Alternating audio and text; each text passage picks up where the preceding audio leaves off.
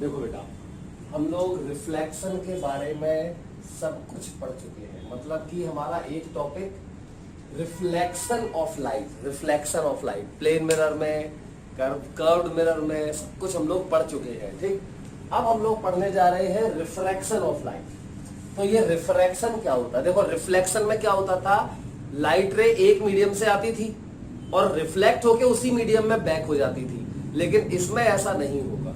इसमें क्या होगा, लाइट रे एक मीडियम से आएगी और दूसरे मीडियम में चली जाएगी। ठीक, अब दूसरे मीडियम में जाएगी तब होगा क्या? तो देखो, डेफिनेशन क्या है रिफ्रैक्शन ऑफ लाइट की।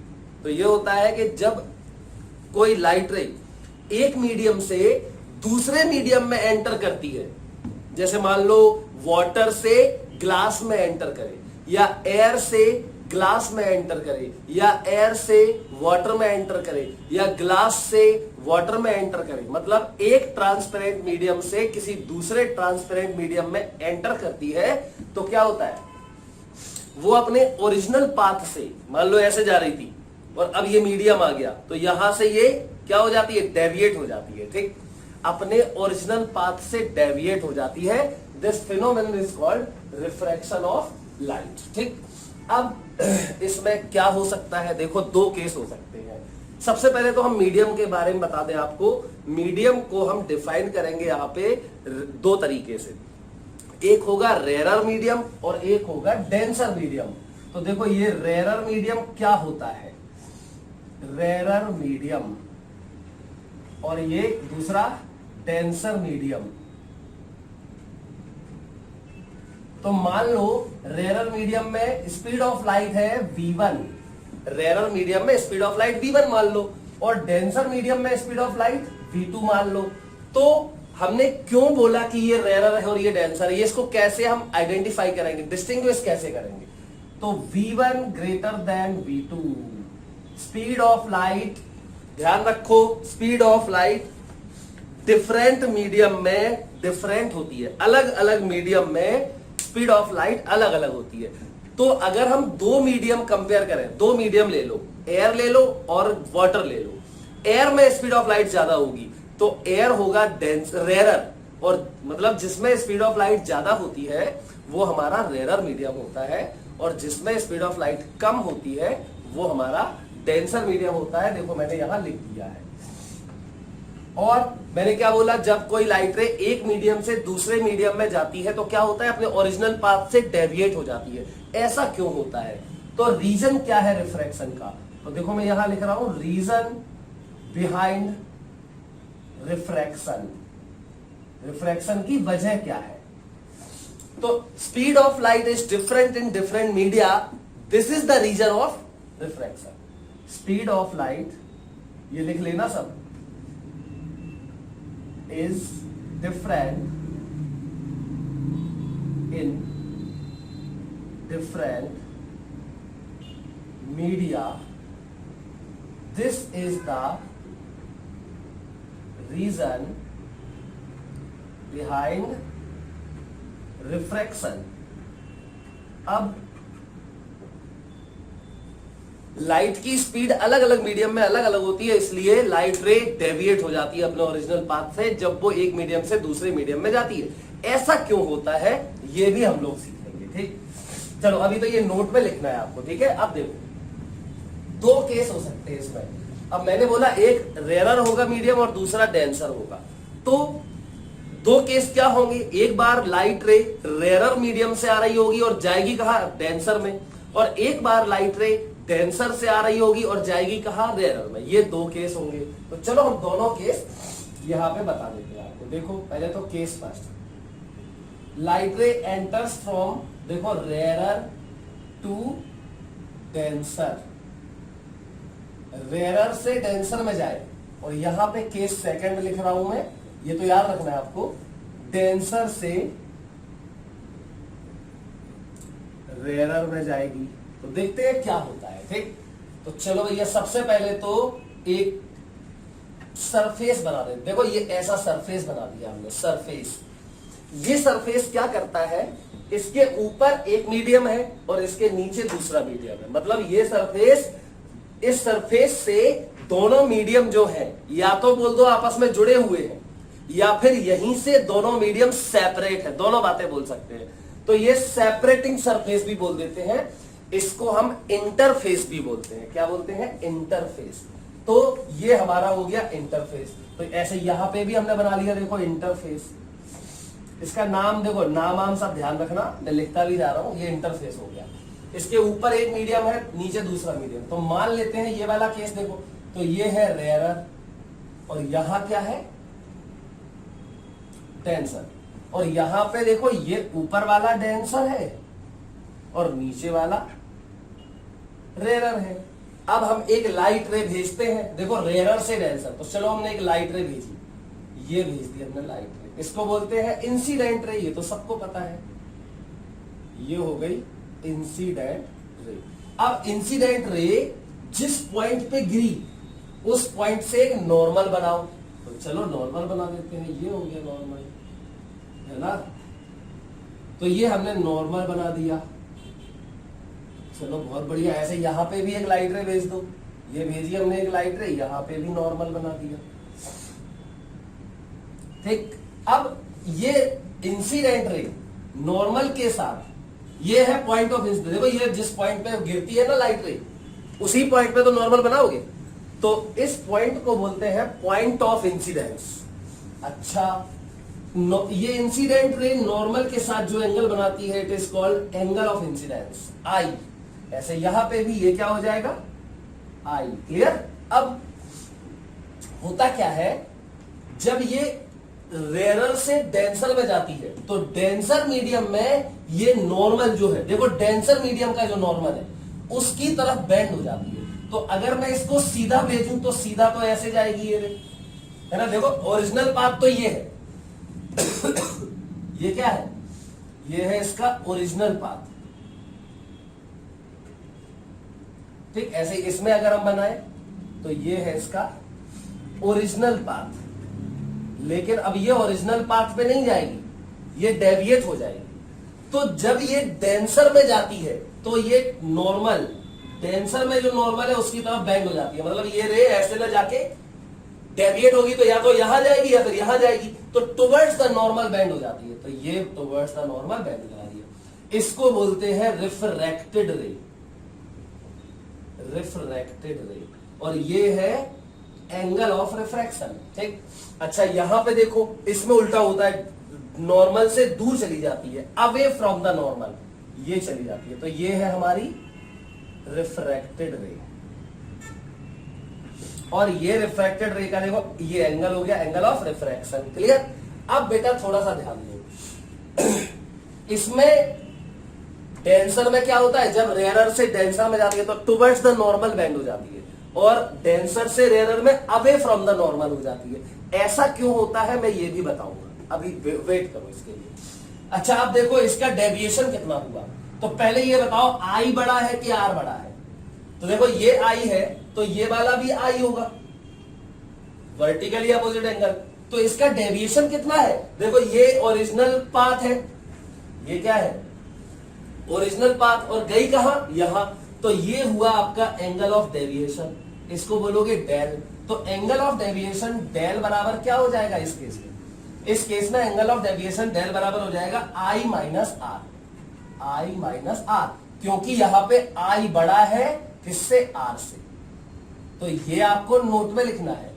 ऐसे इस केस में देखो ये आई है तो यहां पे ये आई होगा, है ना? अब डेविएशन देखो, तो ये ओरिजिनल पाथ ये है और गई कहां रे? यहां। तो ये इसका डेविएशन हुआ, तो ये डेविएशन कितना होगा? आर, आर ये है और ये पूरा कितना है? ये पूरा है आई। देखो ये वाला आई है तो ये भी आई होगा, सॉरी ये आर है ये आई होगा। ठीक, तो ये कितना बचेगा? आर माइनस आई। इसमें अवे फ्रॉम द नॉर्मल जाती है तो आर बड़ा हो जाता है आई से, तो ये आई, तो देखो ये वाला आई और ये रिफ्रैक्टेड रे है तो ये आर हो गया। तो ये आर माइनस आई बचा क्या? डेल। तो यहां पर बड़ा कौन होता है पहले ये बताओ? आर ग्रेटर देन आई, और डेविएशन डेल बराबर क्या होगा? आर माइनस आई। तो आई थिंक ये वाली इतनी बात तो सबको याद रखनी है, ये क्लियर हो गया होगा। ये ऐसा क्यों होता है, आर क्यों बड़ा हो जाता है, अवे फ्रॉम द नॉर्मल क्यों चली जाती है, ये भी हम आपको बताएंगे, लेकिन अभी पहले इतना ध्यान रखो। क्लियर? अच्छा, इसका रीजन मैं अभी बता देता हूं। अच्छा, क्यों जाती है ये अवे फ्रॉम द नॉर्मल? इसलिए जाती है क्योंकि यहां इस मीडियम में, ये कौन सा मीडियम है, रेयर, इसमें स्पीड ऑफ लाइट ज्यादा होती है। तो जब स्पीड ऑफ लाइट ज्यादा होती है तो नॉर्मल से दूर चली जाती है रे।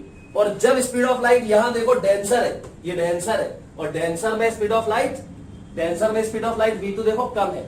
तो जब कम होती है स्पीड ऑफ लाइट तो ये टुवर्ड्स द नॉर्मल बैंड होती है। ऐसा क्यों होता है ये भी मैं बताऊंगा, अभी तो बेसिक बता रहे हैं अभी तुम्हें, ठीक?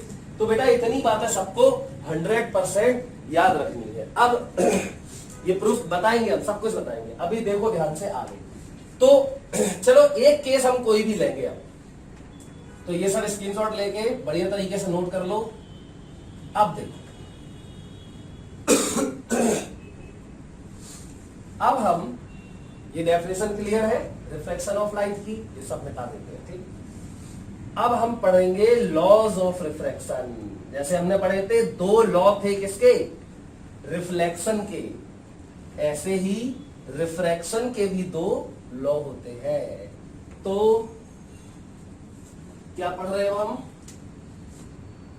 लॉज ऑफ रिफ्रैक्शन, ये हमें सीखना है, ठीक? अच्छा,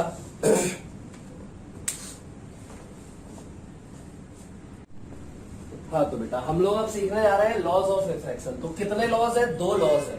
अच्छा, दोनों लॉज हम लोग सीखेंगे, लेकिन उसके पहले हम मीडियम के बारे में, एक प्रॉपर्टी है जिसको हम बोलते हैं रिफ्रैक्टिव इंडेक्स, आपने खूब सुना होगा इसको। तो ये है रिफ्रैक्टिव इंडेक्स। पहले हम इसके बारे में सीख लेते हैं। रिफ्रैक्टिव इंडेक्स को मैं म्यू से रिप्रेजेंट करूंगा, एन से भी रिप्रेजेंट करते हैं, स्मॉल एन से भी रिप्रेजेंट होता है, लेकिन मैं म्यू से रिप्रेजेंट करूंगा, ठीक? तो देखो, अच्छा पहले रिफ्रैक्टिव इंडेक्स क्या होता है। तो सबसे पहले बिल्कुल ध्यान से सुनना, सब रेफरेंस किसका लिया गया है, वैक्यूम या एयर, वैक्यूम और एयर। वैक्यूम में और एयर में speed of light almost same होती है, बहुत थोड़ा नेग्लिजिबल डिफरेंस होता है, इसलिए हम एयर या वैक्यूम को एक ही चीज मान लेंगे। क्लियर? तो सबसे ज्यादा स्पीड ऑफ लाइट किसमें होती है, एयर या वैक्यूम में। कितनी होती है, सी होती है, 3 × 10⁸ मीटर पर सेकेंड। क्लियर? तो मान लो ये रिफ्रैक्टिव इंडेक्स बताता क्या है, मैं आपको बता दूं कि किसी मीडियम का रिफ्रैक्टिव इंडेक्स हमें यह बताता है कि उस मीडियम में स्पीड ऑफ लाइट का क्या रिलेशन है किसी दूसरे मीडियम में स्पीड ऑफ लाइट से। ये इंडिविजुअल नहीं हो सकता, ये हमेशा, जैसे चलो मान लेते हैं रिफ्रैक्टिव इंडेक्स ऑफ, मुझे वाटर पता करना है, चलो लिखते हैं यहां पे। तो देखना, रिफ्रैक्टिव इंडेक्स ऑफ वाटर, मतलब वाटर का रिफ्रैक्टिव इंडेक्स। तो ये जो भी बताएगा हमें, वो क्या बताएगा, सुनना है, रिफ्रैक्टिव इंडेक्स ऑफ वाटर हमें क्या बताएगा, ये हमें बताएगा कि वाटर में स्पीड ऑफ लाइट का क्या रिलेशन है किसी दूसरे मीडियम में स्पीड ऑफ लाइट से। अब कौन सा है दूसरा मीडियम, वो तो मैंने लिखा ही नहीं, तो यहां पर मैं उस मीडियम से कंपेयर करूंगा जिस मीडियम में स्पीड ऑफ लाइट सबसे ज्यादा होती है, तो एयर या वैक्यूम। तो refractive index of water with respect to air और वैक्यूम, ये ध्यान रखना, एयर और वैक्यूम। अब इसको लिखते कैसे, देखो ये लिखा है रिफ्रैक्टिव इंडेक्स म्यू, है ना? किसका रिफ्रैक्टिव इंडेक्स है, किसका है, रिफ्रैक्टिव इंडेक्स ऑफ वाटर। तो यहां सफिक्स में लिखो W, म्यू W, मतलब ये लिखा हुआ है रिफ्रैक्टिव इंडेक्स ऑफ वाटर, जो सफिक्स में लिखा होगा उसका रिफ्रैक्टिव इंडेक्स होगा। अच्छा, किसके रिस्पेक्ट में, एयर और वैक्यूम, तो एयर लेके चलते हैं, तो एयर, तो यहां प्रीफिक्स में लिखते हैं A, तो A म्यू W, ये क्या लिखा है, refractive index of water with respect to air. Clear? अब इसकी डेफिनेशन क्या है, ये डेफिनेशन है, ये याद रखना है। तो ये होता है पहला मतलब speed of light in air upon speed of light in water. कितना सिंपल है यार, बहुत सरल है ये। तो बराबर ये हो जाएगा speed of light in air और वैक्यूम क्या होता है, C upon speed of light in water. मैं इसको मान लेता हूं VW। ठीक, VW क्या है, speed of light in water. तो ये a म्यू W हो गया। इसको देखो, हमने रिफ्रैक्टिव इंडेक्स लिखा किसके रिस्पेक्ट में, एयर के रिस्पेक्ट में। वाटर का रिफ्रैक्टिव इंडेक्स लिखा किसके रिस्पेक्ट में, एयर के रिस्पेक्ट में। अब एयर में स्पीड ऑफ लाइट सबसे ज्यादा होती है ना। तो इस रिफ्रैक्टिव इंडेक्स को हम बोलते हैं एब्सोल्यूट रिफ्रैक्टिव इंडेक्स। क्या बोलते हैं इसको, एब्सोल्यूट रिफ्रैक्टिव इंडेक्स। तो ये पूरा क्या हो गया, देखो ये क्या हो गया, absolute refractive index of water with respect to air. या अगर आप विथ रिस्पेक्ट टू एयर ना भी बोलो, एब्सोल्यूट बोल दो तो भी चलेगा, क्योंकि एयर के रिस्पेक्ट वाला ही एब्सोल्यूट होता है। क्लियर। अच्छा अब देखो, चलो अच्छा अब ये वाटर का लिख दिया, अब लिखते हैं ग्लास का। तो चलो अच्छा लिखो, absolute refractive index of glass, कांच, विथ रिस्पेक्ट टू, अब एब्सोल्यूट लिखा है तो एयर के रिस्पेक्ट में होगा, विथ रिस्पेक्ट टू एयर और वैक्यूम, वो अब बार बार नहीं लिख रहे थे। तो अब इसको क्या लिखोगे, देखो ये म्यू किसका रिफ्रैक्टिव इंडेक्स, ग्लास का, तो बाजू सफिक्स में जी, और किसके रिस्पेक्ट में, एयर के, तो प्रीफिक्स में ए।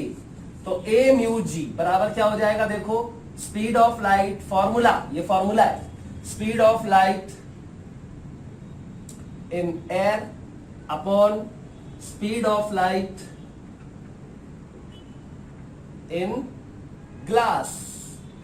है बड़ा सरल, बराबर speed of light in air, वो तो सी ही होती है, upon speed of light in glass, वो कुछ अलग होगी तो वीजी मान लेते हैं। ठीक, अब बेटा ध्यान से सुनो, ये मैंने बताया आपको स्पीड ऑफ लाइट, वो ये बताया मैंने refractive index of any medium with respect to air. अब मुझे मान लो speed of light in glass compare करना है। ठीक, speed of light in glass और speed of light in water. अब मैंने एयर नहीं लिया, वाटर और ग्लास में जो स्पीड ऑफ लाइट है उनको कंपेयर करना है। तो क्या करें, अब देखो ध्यान से, तो एक काम करो, मतलब मुझे VG और VW का रिलेशन निकालना है ना, तो आप इसको डिवाइड कर दो तो हो जाएगा, है ना। चलो डिवाइड करते हैं। तो ये फर्स्ट इक्वेशन और ये सेकंड इक्वेशन, डिवाइड कर दो, फर्स्ट डिवाइडेड बाय सेकंड, समझना बहुत अच्छे से। डिवाइड करो तो बेटा यहां पे आ जाएगा ए म्यू डब्ल्यू, देखो ये ए म्यू डब्ल्यू अपॉन ए म्यू जी, ये आ गया, देखो ए म्यू डब्ल्यू अपॉन ए म्यू जी बराबर क्या आएगा, सी अपॉन वीजी वीडब्ल्यू अपॉन सी अपॉन वीजी। देखो सी से सी कैंसिल हो गया, क्या बचा, वीजी अपॉन वीडब्ल्यू। अब समझो, जैसे आपने ये लिखा था, ये क्या लिखा है, देखो ये फॉर्मूला समझो, speed of light in air upon speed of light in water. तो इसको आपने क्या बोला, refractive index of water with respect to air. Clear. ऐसे ही अब इसको देखो, इससे इसको कंपेयर करो, तो ये लिखा है speed of light in water और ये लिखा है speed of light in glass. तो बताओ ये भी तो रिफ्रैक्टिव इंडेक्स हो गया, लेकिन इसमें एयर नहीं आया, तो ये किसका रिफ्रैक्टिव इंडेक्स हो। अच्छा ये बताओ ये किसका रिफ्रैक्टिव इंडेक्स है, वाटर का, किसके, नीचे वाले का refractive index with respect to ऊपर वाला जो भी है। तो यहां पर ये हो जाएगा refractive index of water with respect to glass, refractive index of water with respect to glass. Clear, ये आ गया। अब बेटा इसको हम क्या लिखते हैं, देखो इसको मैं लिखूंगा, इसको मैं ऐसे लिख देता हूं शॉर्ट में, रिफ्रैक्टिव इंडेक्स क्या होता है, म्यू। किसका रिफ्रैक्टिव इंडेक्स है, वाटर का, तो mu water, refractive index of water, क्योंकि नीचे वाले का रिफ्रैक्टिव इंडेक्स, अपॉन किसके रिस्पेक्ट में, ग्लास के, तो यहां G, G mu W, refractive index of water with respect to glass. अच्छा अगर मैं इसको उल्टा लिख देता, मतलब सेकंड डिवाइडेड बाय फर्स्ट लिख देता, चलो मैं इसको तो मान लेता हूं थर्ड इक्वेशन। अब अगर मैं यहीं पे फर्स्ट अपॉन सेकंड ना करके सेकेंड डिवाइडेड बाई 1 कर देता तो यहां पे क्या आता, देखो ये आता ए म्यू जी अपॉन ए म्यू डब्ल्यू बराबर ये क्या आता वी डब्ल्यू अपॉन वी जी, सही है। और फिर इसको क्या बोलते हैं आप, इसको बोलते हैं refractive index of glass with respect to, refractive index of glass with respect to water, सही है। आई होप 100% समझ रहे होंगे आप लोग। और इसको हम क्या लिख दें बेटा, इसको जैसे इसको लिखा था वैसे इसको, तो रिफ्रैक्टिव इंडेक्स लिख रहे तो म्यू, किसका रिफ्रैक्टिव इंडेक्स, ग्लास का, तो म्यू जी किसके रिस्पेक्ट में, वाटर के रिस्पेक्ट में। ये हो गई हमारी फोर्थ इक्वेशन, ठीक। मतलब अभी हम और अच्छा इससे हम और बढ़िया समझ गए। क्या समझ गए, देखो इसका मतलब हुआ कि ए म्यू जी म्यू डब्ल्यू ये है और डब्ल्यू म्यू जी ये है, ये दोनों एक दूसरे के उल्टे हैं यार। मतलब from third and fourth just उल्टे ही तो लिखे हैं, देख लो। ये इसका मतलब हुआ जी म्यू डब्ल्यू बराबर 1 अपॉन, इसको देखो ये है ए म्यू जी और ये देखो ये उल्टा लिखा है इसका 1 अपॉन लिखा है ये, मतलब इन दोनों का क्या रिलेशन होगा, जी म्यू डब्ल्यू बराबर 1 upon W mu G. Clear, ये हो गया। अब कितना सिंपल हो गया, अब आई थिंक इसको तो सब लोग याद कर सकते हो, ठीक। चलो बेटा अब देखो ध्यान से, थोड़ा सा और इसी में समझते हैं। तो ये क्या है, ये है रिलेटिव रिफ्रैक्टिव इंडेक्स, ये जो लिखा है ये, सॉरी ये लिखा है, ये रिलेटिव रिफ्रैक्टिव इंडेक्स है। तो ये क्या लिखा है, refractive index of water with respect to glass, with respect to air तो नहीं है, एयर होता तो एब्सोल्यूट होता, ये ग्लास के रिस्पेक्ट में है वाटर का, समझ गए। तो सीधी सी बात है, हम नोट में क्या लिख रहे हैं, देखो ध्यान से, मैं नोट में लिख रहा हूं और इसको याद रखोगे आप, इसको याद रखोगे। अगर मैं लिख दूं जैसे मैंने लिखा, ये लिखा जी म्यू डब्ल्यू या डब्ल्यू म्यू जी लिख देते, ठीक, डब्ल्यू म्यू जी बराबर, अब बोलो डब्ल्यू म्यू जी बराबर क्या लिखा है, म्यू जी ए म्यू जी अपॉन ए म्यू डब्ल्यू। क्लियर। अब ए लिखना जरूरी नहीं है, मैंने बोला था एयर, अगर यहां कुछ ना लिखा हो तो समझ जाओ कि एयर के रिस्पेक्ट में है, ठीक। तो ऐसे ही लिख दूं मैं डब्ल्यू म्यू जी, और इसको ऐसे भी लिख सकते हो बराबर mu G upon mu W. अगर mu G upon mu W लिखा है तो समझ जाओ क्या कि ये एयर के रिस्पेक्ट में है, ये भी एयर के रिस्पेक्ट में है, तो ये आ गया। अब ऐसे ही और एक जनरल फॉर्मूला बना लेते हैं, जनरलाइज कर लेते हैं हम लोग, ठीक। तो जनरल हमने ये सीखा कि कभी भी दो मीडियम हो 1 और 2, तो 1 म्यू 2 बराबर होगा C अपॉन, सॉरी 1 म्यू 2 बराबर होगा V1 अपॉन V2। देखो ये लिखा हुआ है G म्यू W बराबर, देखो G पहले W बाद में, तो यहां देखो VG अपॉन VW लिखा है, पहले वाले में स्पीड ऑफ लाइट अपॉन दूसरे वाले में स्पीड ऑफ लाइट। या अगर एब्सोल्यूट रिफ्रैक्टिव इंडेक्स के फॉर्म में, ये रिलेटिव है, अगर इसको एब्सोल्यूट रिफ्रैक्टिव इंडेक्स से रिलेशन बनाना है तो बाद वाला अपॉन पहला वाला। तो 1 म्यू 2 बराबर स्पीड ऑफ लाइट के फॉर्म में V1 अपॉन V2 बराबर, अगर तुम्हें एब्सोल्यूट रिफ्रैक्टिव इंडेक्स के फॉर्म में लिखना हो तो लिखोगे म्यू 2 अपॉन म्यू 1। बस इतनी सी बात याद रखनी थी आप, ये रिजल्ट है। ये देख लो एक बार क्या लिखा है मैंने फिर से एक बार बता देता हूं, किसी भी मीडियम का रिफ्रैक्टिव इंडेक्स किसी दूसरे मीडियम के रिस्पेक्ट में जब हमें लिखना होता है तो हम दो तरीकों से इसको यूज कर सकते हैं। या तो लिख दो V1 अपॉन V2, मतलब फर्स्ट मीडियम में speed of light upon second medium में स्पीड ऑफ लाइट, या फिर लिख दो सेकंड मीडियम का refractive index upon first medium का रिफ्रैक्टिव इंडेक्स। क्लियर। तो मैं और सिंप्लीफाई करता हूं इसको, और सिंप्लीफाई करता हूं, देखो नहीं और सिंप्लीफाई किया, अभी इसके बाद आगे सिंप्लीफाई करेंगे, तो पहले तो ये आपको याद रखना है। क्लियर। अब बेटा स्पीड ऑफ लाइट की स्पीड का फॉर्मूला क्या है तो हम पढ़ चुके हैं, स्पीड ऑफ लाइट c होती है ना, या v। c कब होगी, एयर और वैक्यूम में, और v कब होगी, किसी मीडियम में, है ना। तो v बराबर क्या होता है या c बराबर क्या होता है, आपको याद होगा f लैम्डा। f क्या है, न्यू, मॉडर्न फिजिक्स में खूब बताया है। स्पीड ऑफ लाइट c बराबर फ्रीक्वेंसी इंटू वेवलेंथ,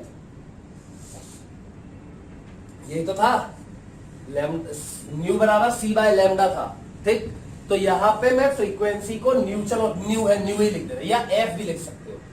तो मैंने आपको शायद याद हो बहुत अच्छे से बताई थी एक बात मॉडर्न फिजिक्स में। क्या बताया था, फोटो इलेक्ट्रिक इफेक्ट बताया था। कुछ भी हो जाए, एक सोर्स है, लाइट सोर्स है, इससे लाइट निकल गई, वेव निकल गई, तो इस वेव की जो फ्रीक्वेंसी होगी वो कभी नहीं बदलेगी। फ्रीक्वेंसी लाइट की जो फ्रीक्वेंसी होती है वो किसकी प्रॉपर्टी होती है, सोर्स की प्रॉपर्टी होती है, सोर्स पे डिपेंड करती है। अब सोर्स से लाइट तो निकल गई, अब उस लाइट का सोर्स से कोई रिलेशन तो है नहीं, तो उसकी फ्रीक्वेंसी अब बदल नहीं सकती। तो frequency of light never changes, चाहे रिफ्लेक्शन हो, चाहे रिफ्रैक्शन हो, चाहे डिफ्रैक्शन हो, चाहे कुछ भी हो, इंटरफेरेंस हो, पोलराइजेशन हो, व्हाटएवर, फ्रीक्वेंसी रिमेन्स कांस्टेंट। तो ये नोट में लिखना, क्या लिखना, in any phenomena related to light frequency of light remains constant always, लिखना, because frequency of light is a property of source. चलो अब मैं यहां पर एक दूसरा फॉर्मूला, अच्छा क्या क्या बदल जाता है, तो स्पीड ऑफ लाइट बदल जाती है। सोचो अगर स्पीड ऑफ लाइट c बदल गई, c की जगह v हो गई, तो क्या न्यू तो बदल नहीं सकती, तो फिर लैम्डा, इसको तो बदलना ही पड़ेगा। तो जब लैम्डा कम हो जाती है, देखो फ्रीक्वेंसी कांस्टेंट है, अब लैम्डा अगर कम हो गई तो फिर स्पीड ऑफ लाइट भी कम हो जाएगी। तो स्पीड ऑफ लाइट लैम्डा से डिफाइन होती है। इसका मतलब क्या हुआ, इसका मतलब यह हुआ कि जब लाइट एक मीडियम से दूसरे मीडियम में जाती है तो क्या बदल जाता है, फ्रीक्वेंसी तो नहीं बदलती, क्या बदलता है, स्पीड तो बदल जाती है। अब स्पीड बदलती क्यों है, स्पीड बदलती है वेवलेंथ के बदलने की वजह से। स्पीड अगर घट गई तो समझ लो उस मीडियम में वेवलेंथ कम हो गई, स्पीड बढ़ गई तो समझ लो स्पीड वेवलेंथ उस मीडियम में ज्यादा हो गई। तो अगर मैं यहां v1 और v2 जो c की जगह पे v आ गया, उसका फॉर्मूला लगा दूं तो इसमें आ जाएगा, देखो पुटिंग v1 बराबर न्यू तो नहीं बदलेगा, इंटू लैम्डा 1 एंड v2 बराबर न्यू इंटू लैम्डा 2 रखो। तो फिर 1 μ2 का फॉर्मूला आ गया v1 अपॉन v2 बराबर μ2 अपॉन μ1, बिल्कुल क्लियर है, बराबर new into lambda 1 upon new into lambda 2, तो ये हो जाएगा लैम्डा 1 अपॉन लैम्डा 2। ये एक और फॉर्मूला आ गया, ये ध्यान रखना है। अब बेटा ध्यान से सुन लो, 1 μ2, जैसे अगर मैं बात करूं यहां पर, देखना यहां बात करूं तो a म्यू w, ये क्या है, एयर के रिस्पेक्ट में किसी भी मीडियम का रिफ्रैक्टिव इंडेक्स, और ये हमेशा ग्रेटर देन 1 होगा। नोट में लिखना, इसके बाद एक नोट लिखना, क्या लिखोगे, refractive index of any medium, जैसे यहां पे W वाटर का रिफ्रैक्टिव इंडेक्स किसके रिस्पेक्ट में, एयर के रिस्पेक्ट में, है ना, क्या है, C अपॉन BW। कौन बड़ा है इसमें, ऑफ कोर्स C बड़ा है और ये छोटा है, तो ग्रेटर देन 1, मतलब रेरर मीडियम के, ये देखो ये एयर रेरर मीडियम है और ये क्या है, डेंसर मीडियम है ना। तो रेरर मीडियम के रिस्पेक्ट में डेंसर मीडियम का रिफ्रैक्टिव इंडेक्स बराबर क्या होगा, रेरर मीडियम में speed of light upon denser medium में स्पीड ऑफ लाइट, और रेरर में हमेशा स्पीड ऑफ लाइट ज्यादा होगी, तो ये ग्रेटर देन 1 आएगा। मतलब refractive index of any medium, दुनिया का कोई भी मीडियम हो, विथ रिस्पेक्ट टू एयर और vacuum is always greater than 1। तो ये क्या लिखोगे, refractive index of any medium with respect to air or vacuum is always greater than 1। क्यों, because मैं लिख देता हूं a म्यू और कोई मीडियम है, चलो ए म्यू मीडियम मान ले रहे थे, तो बराबर C upon V medium, medium को एम लिख दिया मैंने, तो ए म्यू मीडियम बराबर एयर में स्पीड ऑफ लाइट और अपॉन मीडियम में स्पीड ऑफ लाइट। तो यहां पे क्या लिखोगे, इसके बाद लिख देना C is greater than speed of light in medium, so A mu medium is always greater than 1। ये आपको नोट में लिखना है। तो एयर के रिस्पेक्ट में या वैक्यूम के रिस्पेक्ट में दुनिया के हर मीडियम का स्पीड क्या, वो रिफ्रैक्टिव इंडेक्स ग्रेटर देन 1 होता है। क्लियर? तो ये पूरा आपको रिफ्रैक्टिव इंडेक्स के बारे में मैंने बता दिया, आप स्क्रीनशॉट ले सकते हो। और अब हम लोग पढ़ेंगे लॉज ऑफ रिफ्रैक्शन। देखो बेटा, अभी हमने जो पढ़ा रिफ्रैक्टिव इंडेक्स, उससे रिलेटेड ये न्यूमेरिकल देखो। कह रहा है कि speed of light in air is 3 × 10⁸ meter पर second. Speed of light in glass is 2 × 10⁸ meter पर second and in water is 2.5 × 10⁸ meter पर सेकेंड। फाइंड, देखो speed of light in air दिया गया है, ग्लास दिया गया है, वाटर दिया गया है, कह रहा find refractive index of water, पहला पार्ट। अब रिफ्रैक्टिव इंडेक्स ऑफ वाटर बोला है उसने, किसके रिस्पेक्ट में? कुछ नहीं बोला, समझ जाओ, एयर के रिस्पेक्ट में। Refractive index of glass air के रिस्पेक्ट में, refractive index of glass with respect to water, और फिर refractive index of water with respect to glass. तो चलो हम फर्स्ट पार्ट सॉल्व करते हैं इसका। कह रहा है कि रिफ्रैक्टिव इंडेक्स ऑफ वाटर मतलब म्यू वाटर किसके रिस्पेक्ट में? एयर के। तो जरूरी नहीं है लिखना, नहीं लिख रहे, चलो समझ लो, इमेजिन कर लो, ए लिखा है, तो क्या लिखोगे? सी अपॉन वी वाटर। क्लियर? तो सी कितना है? 3 × 10⁸ अपॉन वी वाटर कितना है? 2.5 × 10⁸। ये खत्म, बराबर 30 अपॉन 25, 30 अपॉन 25 क्या आ जाएगा? 1.2 आ गया। चलो सेकेंड पार्ट कह रहा है कि रिफ्रैक्टिव इंडेक्स ऑफ ग्लास किसके रिस्पेक्ट में? कुछ नहीं लिखा, तो वाटर एयर के रिस्पेक्ट में, तो सी अपॉन वीजी, तो 3 × 10⁸ अपॉन 2 × 10⁸ दिया है ना, ये खत्म, ये आ गया 1.5। अब देखो third part, refractive index of, क्या लिखा था? Refractive index of glass with respect to water, तो क्या लिखेंगे? 1/2 velocity in 1 upon velocity in 2, या इससे भी निकाल सकते हो। अगर तुम इससे निकालोगे, देखो चाहे तो कर दो VW upon VG, VW upon VG, V1 upon V2, या फिर कर दो μ2 अपॉन μ1 मतलब μg अपॉन μw, दोनों से सेम आएगा। तो यार हम जब म्यू निकाल चुके तो इसी से निकाल दो μg 1.5 upon μw 1.2। Clear? Point से पॉइंट हट गया, 1 पॉइंट, पहले कैंसिल करो, 3 5 15 3 4 12, 1.5 5 5 2 4 1.25। और अब देखो fourth part, G mu W मतलब refractive index of water with respect to glass. तो ये चाहे ऐसे कर दो, तो VG अपॉन VW बराबर mu W upon mu G, है ना, सेकेंड वाला रिफ्रैक्टिव इंडेक्स अपॉन फर्स्ट वाला, या फिर जो तुम निकाल चुके हो W म्यू G उसका उल्टा, 1 अपॉन W म्यू G बराबर सीधा 1 अपॉन ये, मतलब पूरा लिख देते हैं, चलो 1.2 ये अपॉन 1.5, तो ये आ जाएगा 3 4 12 0.8। अब थोड़ा सा कंक्लूजन पढ़ते हैं, सब क्वेश्चन तो हो गया, थोड़ा कंक्लूजन पढ़ते हैं। अच्छा ये बताओ, ये मैं जो दिया है इसमें, इसको देख के स्पीड ऑफ लाइट दी है, ये और ये, इसको ही देख के बताओ सबसे ज्यादा डेंसर कौन है। डेंसर माने जिसमें स्पीड ऑफ लाइट कम हो, तो सबसे ज्यादा कम है ग्लास में, तो ग्लास डेंसर है, सबसे ज्यादा डेंसर है, ये ग्लास से कम डेंसर है। एयर से ये भी डेंसर है, ये भी डेंसर है, लेकिन ग्लास और इसमें कंपेयर करोगे तो ग्लास ज्यादा डेंसर है, वाटर कम डेंसर, क्योंकि इसमें स्पीड ऑफ लाइट ज्यादा है। तो देखो ये रिफ्रैक्टिव इंडेक्स दोनों की with respect to air greater than बनाया, ये भी देखो ग्रेटर देन बनाया। अब यहां देखो डेंसर का रिफ्रैक्टिव इंडेक्स ये रेयर के रिस्पेक्ट में, वाटर के रिस्पेक्ट में ग्लास का, और ग्लास कैसा है, डेंसर है, तो रिफ्रैक्टिव इंडेक्स ग्रेटर देन बनाया।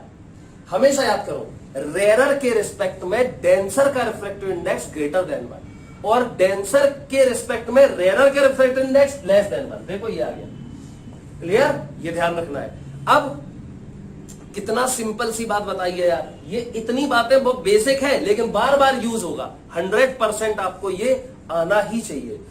चलो तो आई थिंक ये क्वेश्चन आप लोग क्लियर समझ गए होंगे।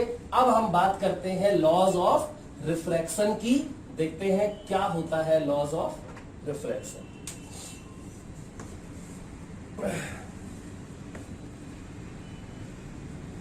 तो लॉज ऑफ रिफ्रैक्शन में जैसे रिफ्लेक्शन के 2 लॉ थे, ऐसे ही रिफ्रैक्शन के भी 2 लॉ है। तो चलो अच्छा पहला लॉ देखते हैं। तो हम लोग सीखने जा रहे हैं लॉज ऑफ रिफ्रैक्शन। तो फर्स्ट लॉ,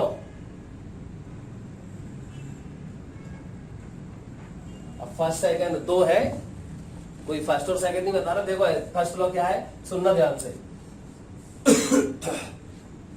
ये इंटरफेस, ये इंसिडेंट रे, तो फिर ये हो गया नॉर्मल, ये हो गया पॉइंट ऑफ इंसिडेंस, ये हो गया एंगल ऑफ इंसिडेंस, और मान लेते हैं कि ये रेरर है। अब एक तो मानना ही पड़ेगा ना, कुछ रेरर है और मीडियम का नाम है 1 और ये है denser,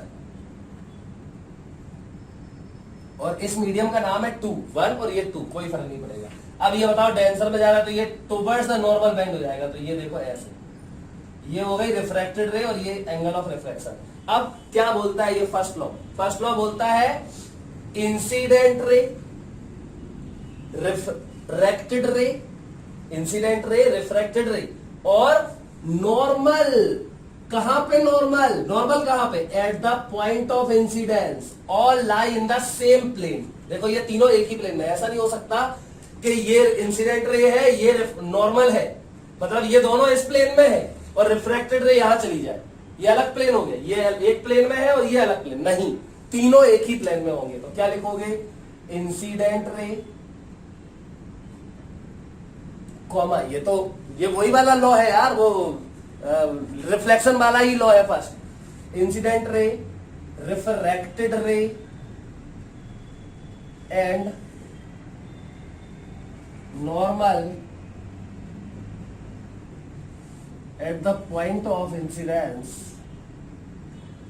all lie in the same plane। ठीक, चलो अब दूसरा लॉ, फर्स्ट लॉ खत्म, इतना ही सिंपल सा है। चलो अब आ जाओ सेकंड लॉ पे। सेकंड लॉ, इसको बोलते हैं स्नेल्स लॉ। स्नेल एक साइंटिस्ट थे, स्नेल्स लॉ, उन्होंने ये लॉ दिया था। ठीक, बहुत बहुत बहुत इंपॉर्टेंट है, बार बार पूरे रिफ्रैक्शन में यही यूज होगा यार। चलो तो सेकंड लॉ क्या होता है आप समझो ध्यान से। बहुत सिंपल है, ये बोलता है, सिंपल तरीके से मैं बता रहा हूं आपको, देखना। इसका रिफ्रैक्टिव इंडेक्स, इसका रिफ्रैक्टिव इंडेक्स मान लो μ1, किसके रिस्पेक्ट में, कुछ नहीं लिखा, एयर के रिस्पेक्ट में। इसका रिफ्रैक्टिव इंडेक्स मान लो μ2, किसके रिस्पेक्ट में, कुछ नहीं लिखा, एयर के रिस्पेक्ट में। ये अलग है, ये अलग है, ये हो सकता है ये वाटर हो, ये ग्लास हो, या हो सकता है ये ग्लास हो, ये वाटर हो, जो भी है। अभी मैंने माना है कि ये डेंसर है, कुछ भी हो सकता है। तो स्नेल्स लॉ बोलता है इंसिडेंट रे, मतलब इंसिडेंट रे का एंगल क्या है, आई, और ये जिस मीडियम में उसका रिफ्रैक्टिव इंडेक्स क्या है, μ1। तो बोलता है रिफ्रैक्टिव इंडेक्स इंटू, मतलब इस मीडियम का रिफ्रैक्टिव इंडेक्स इंटू इसी मीडियम में एंगल का साइन, तो साइन आई बराबर होता है दूसरे मीडियम में रिफ्रैक्टिव इंडेक्स μ2 और इंटू एंगल ऑफ रिफ्रैक्शन जो भी है उसका साइन, तो साइन आर। ये है स्नेल्स लॉ, खत्म। अब ये शॉर्ट ट्रिक है।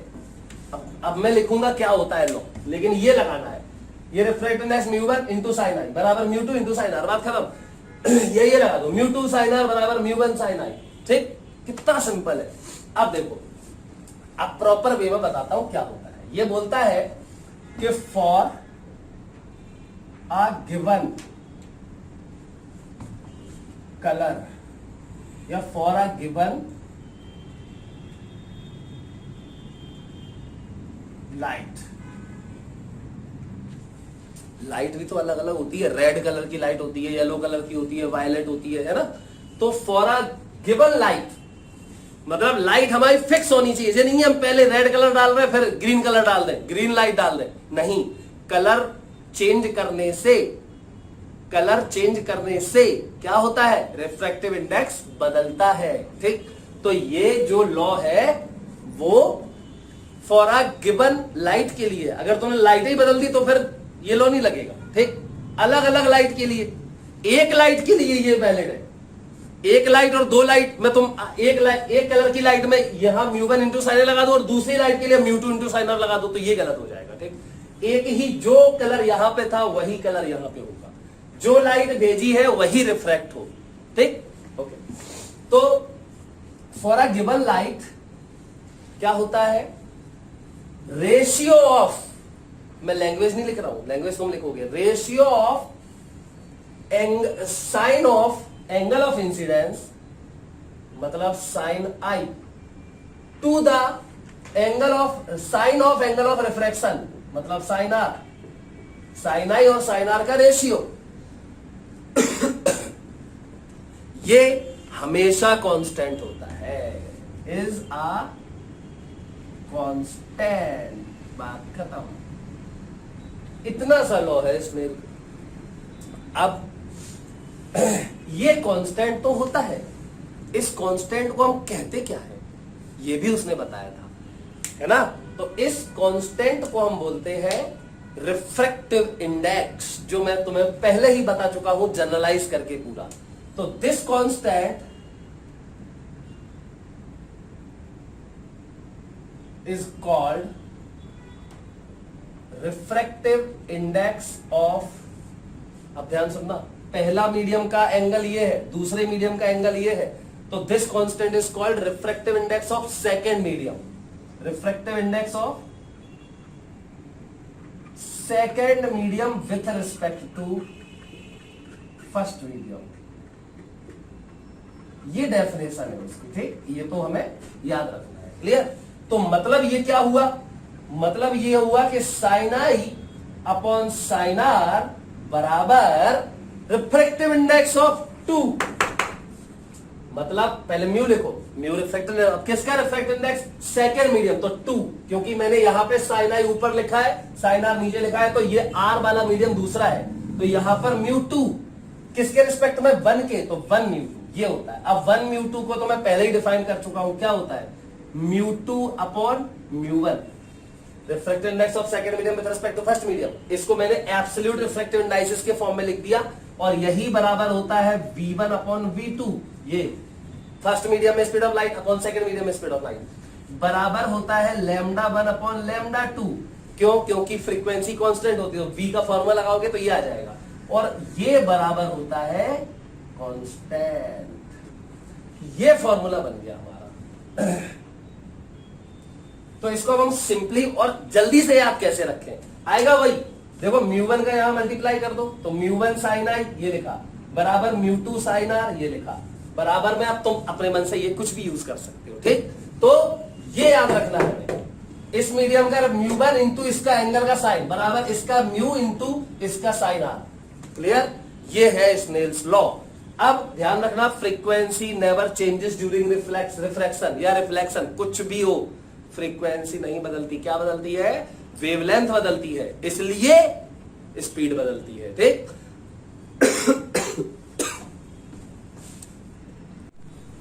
देखो बेटा, वैसे ये जरूरी नहीं है लेकिन फिर भी मैं बता देता हूं।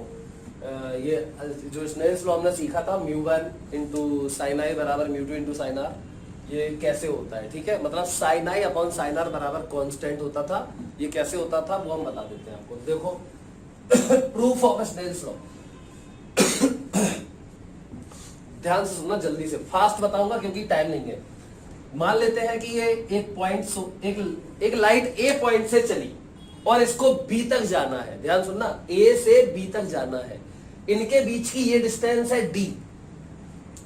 तो ये डी तो कांस्टेंट हो गया है ना। अब लाइट के पास देखो क्या क्या तरीके हैं, सुनना। लाइट, ये इंटरफेस है, ये इंटरफेस है मतलब इसके ऊपर एक मीडियम है, इस मीडियम 1 मान लेते हैं इसको, ठीक। मीडियम 1, और यहां नीचे इस इंटरफेस के दूसरा मीडियम है, इसको मैं बोल देता हूं मीडियम 2, ठीक। इस मीडियम में स्पीड ऑफ लाइट है v1 और इस मीडियम में स्पीड ऑफ लाइट है v2। अब मुझे नहीं पता कौन सा डेंसर है कौन सा रेयर है, तो मैं तो मान लेता हूं कि ये रेयरर है। और रेयरर है तो देखो ये लाइट रे आई, ये नॉर्मल है, और ये एंगल ऑफ इंसिडेंस हो गया तो इंसिडेंट रे, और ये सिंस ये रेयरर है तो ये नॉर्मल से दूर चली जाएगी। देखो ये वैसे ऐसी जाती लेकिन नॉर्मल से दूर हो गई, ठीक। तो ये हो गई रिफ्रैक्टेड रे, तो ये एंगल ऑफ रिफ्रैक्शन आर हो गया। अब ये कहां गिरे, इसमें स्पीड ऑफ लाइट v1, इसमें स्पीड ऑफ लाइट v2, तो ये रे कहां गिरे, देखो ये कहीं भी गिर सकती है, यहां गिर के भी यहां पहुंच सकती है, यहां गिर के भी यहां पहुंच सकती है, हो सकता है। तो ये कहां गिरेगी पता है, ये ऐसे गिरेगी, ऐसे पॉइंट पे रिफ्लेक्ट होगी। मतलब आई और आर का रेशियो, मतलब आई और आर इस तरीके से होंगे ताकि लाइट को ए से बी तक जाने में मिनिमम टाइम लगे। लाइट की क्या टेंडेंसी होती है, याद करो, ध्यान रखो, लाइट की स्पीड अलग अलग मीडियम में अलग अलग होती है ना। तो वो अपनी पाथ को डेविएट क्यों करती है, इसीलिए करती है क्योंकि लाइट ऐसी डायरेक्शन में चलती है हमेशा किसी भी मीडियम में जिससे वो मिनिमम टाइम में, कम से कम टाइम में ज्यादा से ज्यादा डिस्टेंस कवर करे। मतलब लाइट उस डायरेक्शन में मूव करती है जहां वो फास्टेस्ट चल सकती है, जिस डायरेक्शन में उसकी वेलोसिटी मैक्स होगी। क्लियर। तो मतलब फास्टेस्ट चलना है मतलब टाइम मिनिमम लेगी वो। तो चलो हम निकाल लेते हैं ए से बी तक का टाइम और उसको मिनिमम कर देते हैं, डिफरेंशिएट करके 0 कर देंगे। तो देखो क्या टाइम कब वेरी करेगा, टाइम वेरी करेगा, देखो टाइम अलग अलग होगा। यहां पे गिरी और यहां पहुंच गई तो ये टाइम अलग लगेगा। अगर यहां गिरती और फिर यहां जाती तो अलग टाइम लगता, क्योंकि इस मीडियम में अलग डिस्टेंस कवर होती, इस मीडियम में अलग डिस्टेंस कवर होती और स्पीड भी अलग अलग है, तो टाइम भी वेरी करता। तो कौन सा, किस पाथ पर टाइम सबसे कम से कम होगा, क्योंकि देखो ये तो हमारे ऊपर डिपेंड करेगा। इसको मैं यहां भेज दूं, अगर मैं इसको यहां भेज दूं तो ये कितने इतने एंगल पे मुड़ गई। अगर मैं इसको यहां भेज दूं तो ये कुछ और एंगल पे मुड़ेगी। अगर मैं यहां भेज दूं, क्योंकि मैं आई को बदल रहा हूं, ये तो मेरे ऊपर डिपेंड कर रहा है, ठीक। तो मैंने एक आई फिक्स कर लिया, अब आर देखते हैं और फिर साइन आई और साइन आर का रेशियो क्या होना चाहिए ताकि इसका टाइम मिनिमम हो जाए किन्हीं भी दो पॉइंट के बीच। अगर मैं यहां से भेजता तो फिर यहां ऐसे मुड़ती है, मैं यहां पे कहीं पे एक पॉइंट ले लेता और वहां से यहां तक की टाइम को मिनिमाइज कर देता, तो एक एग्जैक्ट एक रेशियो आता और वो रेशियो हमेशा कांस्टेंट होगा। देखो कैसे तो चलो पहले तो ए से ओ तक का टाइम या टाइम ए से बी तक का, तो टी ए बी, मैं फास्ट लिखूंगा जल्दी जल्दी देखना, बराबर होगा T A O plus T O B. Clear. तो टी ए बी बराबर हो जाएगा टी ए ओ, ए से ओ तक का टाइम। तो समय बराबर होता है दूरी अपॉन चाल। दूरी क्या है ये, और ये दूरी कितनी है। अब सुनो, मैंने क्या किया, ये मान लिया मैंने x, देखो ये d तो फिक्स है, कांस्टेंट है, तो मैंने माना ये x है और ये हो जाएगा फिर d माइनस एक्स, जहां पे ध्यान रखो d कांस्टेंट है। तो ये डिस्टेंस हो जाएगी अंडर रूट, ये h1 और h2 भी कांस्टेंट है, दिख रहे हैं मुझको, तो under root h1 square plus ये x स्क्वायर, तो under root x square plus h1 square, समय बना दूरी अपॉन चाल कितनी है v1 प्लस इसका टाइम बोलो यहां पर, तो ये डिस्टेंस हो जाएगी under root d minus x का whole square, d minus x का whole square plus h2 square और अपॉन इसकी स्पीड है v2। ये टाइम ए भी आ गया, मुझे इसको मिनिमाइज करना है, तो फॉर मिनिमम टाइम क्या कर दो, d ऑफ टाइमिंग के रिस्पेक्ट में डिफरेंशिएट कर दो, सॉरी डी बाय, अब ये किसके रिस्पेक्ट में डिफरेंशिएट करोगे, तो ये तो एक्स पे डिपेंड करेगा टाइम, क्योंकि एक्स बदलोगे, जब ये यहां गिरा दोगे तो ये देखो एक्स कम हो गया, तो यहां ज्यादा डिस्टेंस कवर करेगा, तो D by D X of T A B बराबर क्या कर दो 0। चलो करो इसको डिफरेंशिएशन, तो 0, इसको 0 करना डिफरेंस, 0 बराबर करो इसका डिफरेंशिएशन, तो 1/v1, अरे v1 तो स्पीड है, वो थोड़ी बदलेगी इस मीडियम में। अब इसका डिफरेंशिएशन हो जाएगा, पावर 1/2 है, तो 1/2 आगे और पावर में से एक कम, मतलब 1/2 -1 मतलब -1/2, तो ये नीचे आ जाएगा under root x square plus h1 square, फिर इनटू इस अंदर वाले का डिफरेंशिएशन, तो h1 का तो 0 हो जाएगा और एक्स स्क्वायर का हो जाएगा 2x, और फिर x का करोगे तो x के ही रिस्पेक्ट में 1 हो जाएगा, प्लस 1/v2 बाहर, ऐसे ही इसका सेम नीचे आ जाएगा क्या 1/2, तो ये 2 आ जाएगा, और under root d minus x का whole square plus h2 square ऐसे रहेगा, इनटू अंदर वाले का डिफरेंशिएशन, तो अंदर वाले का डिफरेंशिएशन में h2 स्क्वायर का तो 0 हो जाएगा, इसका आ जाएगा 2 इंटू d माइनस एक्स, और फिर इंटू d माइनस एक्स का डिफरेंशिएशन करोगे तो d का 0 हो जाएगा, और ये -1 आ जाएगा, माइनस एक्स का -1 हो जाएगा। इसको देखो क्या बचा, 2 से ये 2 खत्म, 2 से ये 2 खत्म, ठीक है, -1 है, यहाँ माइनस हो जाएगा, इसको पूरा इधर उठा ले आओ, तो ये हो जाएगा d minus x upon v2, और ये under root d minus x का whole square plus h2 square बराबर हो जाएगा x अपॉन ये v1, और ये अंडर रूट के अंदर x square plus h1 square. चलो बेटा देखो, अब यहां पे लिख लेते हैं v1 अपॉन v2, v1 यहां ले आओ और v2 इधर है ही, बराबर हो जाएगा अब देखो यार रहने दो इसको, ये देखो ये है 1/v2, और ये d माइनस एक्स अपॉन ये d माइनस एक्स कहा है, ये है, ये d माइनस एक्स है अपॉन अंडर, मतलब ये, तो ये अगर r है तो ये भी r होगा, तो साइन r बराबर देखो परपेंडिकुलर अपॉन हाइपोटेनस, तो ये हो गया साइन r, तो ये आ जाएगा यहाँ पे साइन r बराबर 1/v1 तो बाहर है, और ये देखो x अपॉन, मतलब ये i है तो ये भी i होगा, तो ये perpendicular upon hypotenuse under root ये है, मतलब ये हो जाएगा साइन i। तो देखो जरा, sine i upon sine r बराबर क्या आया, sine i upon sine r बराबर आया v1/v2, ये आया v1/v2, और क्या v1 और v2 अलग अलग है, वेरिएबल है नहीं, तो v1/v2 तो कांस्टेंट है, तो इसका मतलब ये देखो स्नेल्स लॉ प्रूफ हो गया, यही तो मैंने बताया था स्नेल्स लॉ होता है, साइन अपॉन साइन r बराबर कांस्टेंट। तो लाइट हमेशा ऐसे पाथ को कवर करती है जिससे उस पाथ पे चलने से वो मिनिमम टाइम में ज्यादा से ज्यादा डिस्टेंस कवर करे, अर्थात उसकी स्पीड ज्यादा हो, मैक्सिमम हो, तो ये स्नेल्स लॉ का प्रूफ हो गया। अब देखो हम लोग आगे बढ़ते हैं, ठीक है,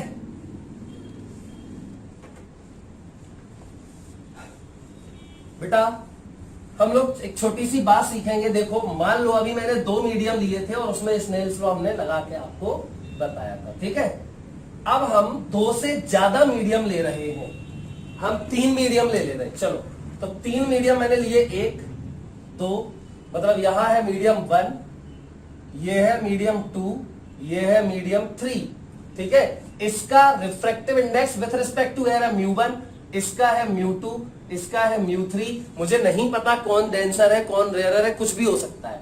चलो अब मैंने क्या किया, यहां पे एक नॉर्मल बनाया और यहां से एक लाइट रे इंसिडेंट कर दी, ठीक, ये तो ये हो गया I। अच्छा अब देखना ध्यान से, μ3 और यहां पर ये म्यू देखो 1 से निकली और यहां फिर से 1 है, ये बस ध्यान रखो 1 से एंटर किया, डिफरेंट मीडियम में होते हुए फिर 1 से बाहर निकल गई, ठीक। अब ये वाला केस है तो देखना ध्यान से क्या होगा, हो सकता है ये वाली रे आए और ये towards the medium, towards the normal चली जाए, कोई बात नहीं, चली गई होगी। चलो ये I है बेटा, इसको मैं मान लेता हूं R1, तो फिर ये भी R1 होगा, ठीक, ये वर्टिकल वो अल्टरनेट एंगल हो गए, तो ये अब यहां से पता नहीं ये कौन सा डेंसर है कि रेयरर है, तो मान लेता हूं ये रेयरर है, इससे ये रेयरर है, तो क्या होगा, अवे फ्रॉम द नॉर्मल, तो चलो ये अवे फ्रॉम द नॉर्मल आ गया। ठीक, ठीक है। अब देखो ये R1 है, इसको मान लो R2, तो ये ध्यान रखना ये एंगल ऑफ इस इंटरफेस पे ये R1 है जरूर, लेकिन ये एंगल ऑफ इंसिडेंस है और ये एंगल ऑफ रिफ्रैक्शन है। क्लियर, ये रिफ्लेक्टेड रे हो गई। अब ये R2 है तो मजबूरी है कि ये भी R2 होगा।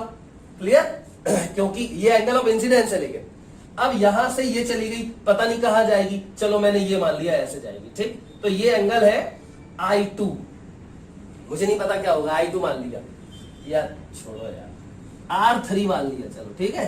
अब इसमें क्या करो, स्नेल्स रूल लगाओ। तो यहां फर्स्ट सरफेस पे first interface, second interface, third interface, ये फर्स्ट, सेकंड और ये थर्ड। चलो भाई फर्स्ट इंटरफेस से लगाओ, तो फर्स्ट पे लगाओगे तो ये आएगा, मैंने बोला था शॉर्ट ट्रिक, μ1 इंटू साइन आई। तो μ1 इंटू साइन आई बराबर μ1 इंटू साइन आई बराबर ये वाला लगाओ, तो μ2 इंटू साइन R1, ये μ2 है और ये R1 है। चलो ये फर्स्ट इक्वेशन हो गई। ठीक, अब यहां लगाओ, तो यहां लगाओगे μ2 इंटू साइन R1। देखो यहां पे तो μ2 इस वाले इंटरफेस पे, तो पहले यहां वाला, तो μ2 इंटू साइन R1 बराबर ये वाला μ3 into sine R2, μ3 into sine R2, second equation. अब चलो थर्ड इस पे लगाओ, तो ये देखो यहां इस पे, तो ये वाला पहले, तो μ3 into sine R2, μ3 into sine R2 बराबर अब ये वाला, तो μ1, फिर से μ1 आ गया ना, ये तो यहां यही वाला मीडियम फिर आ गया, μ1 इंटू साइन R3। ठीक, ये थर्ड इक्वेशन हो गई। अब बेटा देखो जरा, ये μ2 इंटू साइन R1 और ये भी μ2 इंटू साइन R1 और ये μ3 इंटू साइन R2 और ये भी μ3 इंटू साइन R2। इसका मतलब ये और देखो ये बराबर है, μ3 इंटू साइन R2 ये बराबर, इसका मतलब ये और ये बराबर। अब ये और ये बराबर, तो इसका मतलब ये और ये बराबर, इसका मतलब ये और ये भी बराबर। क्लियर, तो from first, second and third क्या हो जाएगा, μ1 इंटू साइन आई बराबर μ1 इंटू साइन R3, μ1 खत्म, तो साइन आई बराबर साइन R3, मतलब I बराबर R3। इसका मतलब ये रे जो है देखो ऐसे आई, और ये अब देखो ये वाला एंगल कितना है I, यहां पे नॉर्मल ड्रॉ कर लो, तो ये एंगल कितना है, ये वाला I। ठीक, तो अगर ये I है तो फिर ये वाला भी I होगा, तो फिर और ये R3 है और I और R3 बराबर, इसका मतलब ये और ये पैरेलल होंगी। तो अगर एक मीडियम से एंट्री होती है और डिफरेंट मीडियम से होते हुए फाइनली उसी मीडियम में एग्जिट होती है रे, तो एंट्री और एग्जिट वाली रे कैसी होती है, एक दूसरे के पैरेलल होती है। तो इसको नोट में आपको लिखना है। क्लियर, चलो अब देखो इसी के बाद हम लोग एक और टर्म है जिसको हम लोग पढ़ते हैं, इस टर्म का नाम है ऑप्टिकल पाथ। क्या है,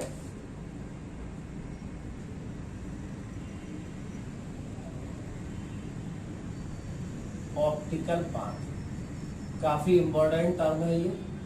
ऑप्टिकल पाथ क्या होता है, देखो बेटा ऑप्टिकल पाथ की डेफिनेशन क्या है, बड़ा सिंपल सा टॉपिक है, ध्यान से सुनना। If in a given time T, मतलब अगर हम टी टाइम ले लें, टाइम हमने डिसाइड कर लिया टी, ठीक। अब टी टाइम में एक लाइट है, कोई लाइट रे है, वो ट्रेवल करती है एक्स डिस्टेंस, किसमें, किसी मीडियम में, ठीक। टी टाइम में कोई लाइट रे किसी मीडियम में, एयर या वैक्यूम में नहीं, किसी मीडियम में एक्स डिस्टेंस कवर करती है और उस मीडियम में मान लेते हैं कि स्पीड ऑफ लाइट है v, ठीक, ओके। देन बड़ा सिंपल है, टाइम कैसे निकालोगे t। अब मैंने क्या बोला, v स्पीड ऑफ लाइट है और x उसने डिस्टेंस कवर की, तो उस मीडियम में समय इक्वल क्या होगा, डिस्टेंस अपॉन स्पीड, खत्म। t बराबर x अपॉन, ये प्लास्टिक मान लेते हैं मीडियम है, प्लास्टिक। चलो अब ऑप्टिकल पाथ क्या है, इतने ही टाइम में, टाइम इतना ही ले लो, इतने टाइम में वही लाइट रे एयर या वैक्यूम में जितनी डिस्टेंस कवर करेगी उसे बोलते हैं ऑप्टिकल पाथ। इसका महत्व क्या है? बहुत महत्व, बहुत ज्यादा महत्व है। अभी सीखेंगे, लेटर बाद में सीखेंगे, थोड़ा देर बाद, मतलब एक आध लेक्चर बाद। और तो ऑप्टिकल पाथ क्या होगा? तो कोई दिक्कत नहीं है। अब ये तो हो गया प्लास्टिक में, प्लास्टिक एक मीडियम है। अब वैक्यूम में, तो now in vacuum optical path क्या होता है?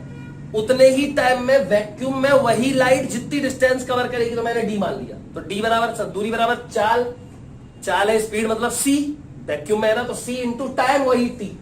तो देखो डी बराबर सी इंटू टी, और फ्रॉम फर्स्ट टी की वैल्यू डाल दो तो एक्स अपॉन बी। अब सी अपॉन बी क्या होता है? अभी यार बताया था, सी अपॉन बी है रिफ्रैक्टिव इंडेक्स ऑफ नीचे वाला, जिसमें ये मीडियम है, वेलोसिटी है किसका? प्लास्टिक। तो रिफ्रैक्टिव इंडेक्स ऑफ मीडियम मतलब plastic with respect to air और वैक्यूम। क्लियर? तो इसको म्यू बोल दिया हमने, mu plastic, mu plastic with respect to air. Clear? तो यहां रख दो, तो डी बराबर ये हो जाएगा म्यू टाइम्स एक्स। मतलब ऑप्टिकल पाथ क्या हुआ? जो डिस्टेंस उसने कवर की थी ना प्लास्टिक में एक्स, उसका म्यू टाइम्स, और mu is always greater than 1, क्योंकि ये इसका रिफ्रैक्टिव इंडेक्स है with respect to air, air के मतलब एब्सोल्यूट रिफ्रैक्टिव इंडेक्स हमेशा ग्रेटर देन 1 होगा। तो सी अपॉन बी भी दिख रहा है यार, सी बड़ा होता है बी से, तो म्यू बड़ा है 1 से, मतलब ऑप्टिकल पाथ म्यू टाइम्स होता है एक्स का। तो दोनों में कितना डिफरेंस है? इसमें जो डिस्टेंस कवर की उसने एक्स है, और इसमें वैक्यूम में कवर किया वो ऑप्टिकल पाथ है म्यू टाइम्स ऑफ एक्स। तो इसमें और उसमें क्या डिफरेंस है? तो सब्ट्रैक्ट कर दो, ऑप्टिकल पाथ डिफरेंस आ जाएगा डी माइनस एक्स। तो डी कितना है? Mu times X minus X, mu minus 1 to X. ये याद रखना है आपको, बहुत इंपॉर्टेंट है। अभी इसका एप्लीकेशन, इसका मतलब सिग्निफिकेंस क्या है, ये हम समझेंगे अभी। देखो बेटा, अब हम लोग सीखने जा रहे हैं क्रिटिकल एंगल। ठीक, तो क्रिटिकल एंगल क्या होता है? ये बहुत हद से ज्यादा इंपॉर्टेंट है, ये तो समझना है इसको ध्यान से। ये मैंने क्या किया, एक इंटरफेस बना लिया। ठीक है, ये एक इंटरफेस बना दिया, और यहाँ पे एक सोर्स ले लिया मैंने। देखो ये एक सोर्स है, यहीं से हम लाइट रे भेजेंगे। अच्छा, अब एक बात और, कि ये हमारा डेंसर मीडियम है, ये डेंसर, और ये ऊपर वाला रेयर मीडियम है। ठीक, अच्छा अब देखो क्या होता है, यहां से हमने लाइट रे भेजी, देखो यहां जाएगी, यहां जाएगी, तो सब जगह जाएंगी ऐसे लाइट रेज, है ना, ऐसे ऐसे जाती रहेंगी, ऐसे। देखो ये जा रही है लाइट रेज। ठीक, अब होगा क्या, ये हमने लाइट रे भेजी, तो यहां एक मीडियम से भेजी, अब दूसरे मीडियम में जाएंगी, है ना। तो होगा क्या, या तो बेंडिंग होगी इसकी, है ना, बेंडिंग हो जाएगी, ओरिजिनल पाथ से डेविएशन हो जाएगा। तो कैसे निकालें डेविएशन? तो कोई दिक्कत नहीं, नॉर्मल बना लो। तो ये हमने नॉर्मल बना दिया। देखो पहले सब जगह नॉर्मल बना लेंगे, ये बना दिया नॉर्मल। ठीक, चलो, सब बड़ा सरल है यार, ऑप्टिक्स सबसे सरल होता है। देखो अब क्या होगा, इसमें देखो एंगल ऑफ इंसिडेंस बना देते, तो ये है एंगल ऑफ इंसिडेंस I1, ये देखो I2, ये देखो I3, और हो क्या रहा है यार, यहां I4। बड़े कॉमन सेंस की बात है, क्या हो रहा है, एंगल ऑफ इंसिडेंस बढ़ता चला जा रहा है। देखो ये कम है, तो तुमने यहां बनाया तो ये ज्यादा हो गया, ये और ज्यादा, ये और ज्यादा, मतलब एंगल ऑफ इंसिडेंस बढ़ता जा रहा है। अच्छा पहले तो ये बताओ, ये डेंसर है और ये रेयरर है, तो रेयरर में जाने पे क्या होता है, ये हम प्रूव भी कर चुके हैं। क्या होता है रेयरर में जाने पे, उससे क्या बोलते हैं, नॉर्मल से अवे हो जाती है ना। तो चलो अच्छा, अगर ये सीधी जाए तो ऐसी जाएगी, लेकिन ये नॉर्मल इस मीडियम में, रेयरर में वाला मीडियम देखना है, नहीं तो इसी में कर दो। जिस मीडियम इसमें जा रही है ना, तो इस मीडियम का नॉर्मल से अवे हो जाएगी, तो ये ऐसे चली जाएगी। आई थिंक ये बात समझ गए होंगे। तो ये देखो R1 हो गया रिफ्रैक्शन एंगल, फिर देखो I2 बढ़ा। अब देखो आपको पता है sine I upon sine R बराबर कांस्टेंट, मतलब अगर I बढ़ाओगे तो R भी बढ़ेगा, सही बात है, I घटाओगे तो I भी घटेगा। तो I2 बढ़ाया, अब देखो ये रे ऐसे जा रही, तो ये और डेविएट हो जाएगी, ये देखो ऐसे चली गई, है ना। ये देखो R2 हो गया, I1 से बड़ा ये I2, तो फिर R1 से बड़ा ये R2। अब देखो ये, और सोचो क्या हो रहा है, ये इसकी ये और दूर होती चली जा रही, तो कभी ना कभी यहीं पे मान लेते हैं एक एंगल जरूर ऐसा आएगा जिस पर ये रे ऐसी चली जाएगी, देखो ऐसी, है ना, मतलब इंटरफेस के पैरेलल ये रिफ्रैक्टेड रे हो गई। और अब तो आर की वैल्यू देखो क्या हो गई, आर की वैल्यू 90 डिग्री हो गई, है ना। तो जिस एंगल ऑफ इंसिडेंस पर रिफ्रैक्शन एंगल 90 डिग्री हो जाता है इसको बोलते हैं क्रिटिकल एंगल। क्या? सी। क्रिटिकल एंगल को मैं सी से नोट करूंगा। तो ये angle of incidence, critical angle definition, this is the angle of incidence in denser medium. क्योंकि ऐसा नहीं हो सकता कि रेयरर से डेंसर में, तो फिर तो ये टुवर्ड्स द नॉर्मल जाएगी, अवे फ्रॉम द नॉर्मल जाएगी नहीं, है ना। तो अवे फ्रॉम द नॉर्मल कराना है, आर को बढ़ाना है हमें, उसमें करोगे तो आर तो घटेगा, समझ गए। तो डेंसर से रेयरर में ही होना चाहिए, मतलब इंसिडेंट रे डेंसर में होनी चाहिए। तो the angle of incidence in denser medium for which the angle of refraction in rarer medium becomes 90 degree is called, this angle of incidence in denser medium is called critical angle denoted by C। ये definition मैंने पूरी clear बोल दी, लिख सकते हो। चलो अब बेटा थोड़ा सा और ध्यान दो यार। अब अगर मैं और बढ़ा दूं तो देखो I4 ये ग्रेटर देन क्रिटिकल एंगल हो गया, है ना। अब क्या होगा, ये रे और ज्यादा यहीं पे, मतलब इसी मीडियम में वापस ही आ जाएगी। लो, रिफ्रैक्शन हुआ ही नहीं, रिफ्लेक्शन हो गया। देखो ये आई इस मीडियम में और इसी में वापस आ गई, रिफ्लेक्शन हो गया। इसको बोलते हैं TIR, टोटल इंटरनल रिफ्लेक्शन। क्या बोलते हैं? लिख सकते हो। तो टोटल इंटरनल रिफ्लेक्शन की डेफिनेशन लिखना क्या? when from denser medium light ray is incident at angle of incidence which is greater than critical angle, then instead of refraction the light ray is reflected in the same medium. This phenomenon is called total internal reflection. Total internal reflection. Total internal reflection. ठीक, ये हो गया। तो ये तो अब ये जो एंगल ऑफ इंसिडेंस और ये एंगल ऑफ रिफ्लेक्शन सेम होंगे, तो ये भी जो भी होगा I4, जो ये होगा वही ये होगा। क्लियर? अच्छा, अब ध्यान से सुनो, इस क्रिटिकल एंगल का हमें रिलेशन चाहिए किसके साथ? देखो ये डेंसर मीडियम, ये रेयरर मीडियम, तो रिफ्रैक्टिव इंडेक्स के साथ। अब रिफ्रैक्टिव इंडेक्स कैसे लिखते हैं? तो रिफ्रैक्टिव इंडेक्स का मैंने बताया था आपको। रिफ्रैक्टिव इंडेक्स को लिखने का तरीका क्या होता है? जैसे मान लेते हैं ये है 1, मान लो ये 1 है और ये है 2। क्लियर? ये 1 मीडियम है और ये 2 है। इसका रिफ्रैक्टिव इंडेक्स है μ1 और इसका रिफ्रैक्टिव इंडेक्स है μ2। क्लियर? समझ गए? अब ध्यान से सुनना, ठीक? तो चलो अब हम क्रिटिकल एंगल और रिफ्रैक्टिव इंडाइसिस के बीच में रिलेशन निकालते हैं। ठीक, ये एयर के रिस्पेक्ट में, ये भी एयर के रिस्पेक्ट में। मुझे नहीं पता ये क्या है, हो सकता है ये ग्लास हो डेंसर और ये वाटर हो कम डेंसर, मतलब रेयरर। तो चलो स्नेल्स लॉ लगाते हैं। तो हम पढ़ क्या रहे हैं पहले ये बताओ। हम पढ़ रहे हैं relation between critical angle and refractive index. ठीक, चलो तो स्नेल्स लॉ लगा दो। अब बेटा स्नेल्स लॉ तो हमें पता है क्या होता है, वो ये होता है μ2, इस वाले का म्यू इंटू एंगल बराबर साइन एंगल, इस वाले का mu into angle of sine of angle, खत्म। तो यहां पे देखो म्यू क्या है इसका, μ2, तो μ2 इंटू साइन आई बराबर म्यू, इसका 1 है, μ1 इंटू साइन आर। यहां पे आई है और यहां आर है, खत्म। अब अगर मैं आई की जगह पे सी लिख दूं, है ना, तो आर की जगह पे 90 डिग्री लिखना पड़ेगा, है ना। तो in case of critical angle, in case of critical angle, in case of critical angle बेटा आई बराबर सी। देखो आई बराबर सी, तो फिर आर बराबर 90 डिग्री, खत्म, रख दो इसमें। तो ये μ2 इंटू साइन सी बराबर μ1 इंटू साइन 90, ठीक। तो फिर μ2 अपॉन μ1 क्या आ जाएगा, μ2 अपॉन μ1 बराबर 1 अपॉन साइन सी, 1 अपॉन साइन सी।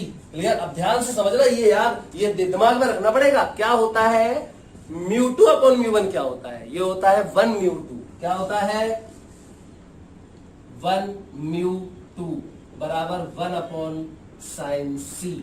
अब सुनो, मैं 1 μ2 को म्यू मान लेता हूं। लेट 1 μ2 बराबर म्यू। अब ये याद रखने का तरीका मैं आपको बता देता हूं। बताओ ये 1 μ2 क्या लिखा है, refractive index of 2 with respect to 1, मतलब refractive index of denser medium with respect to rare medium. तो ये लिखा है रिफ्रैक्टिव इंडेक्स ऑफ, अब ये याद रखना हमेशा, क्या भूल गए तो गड़बड़ हो जाएगी सब। Refractive index of denser medium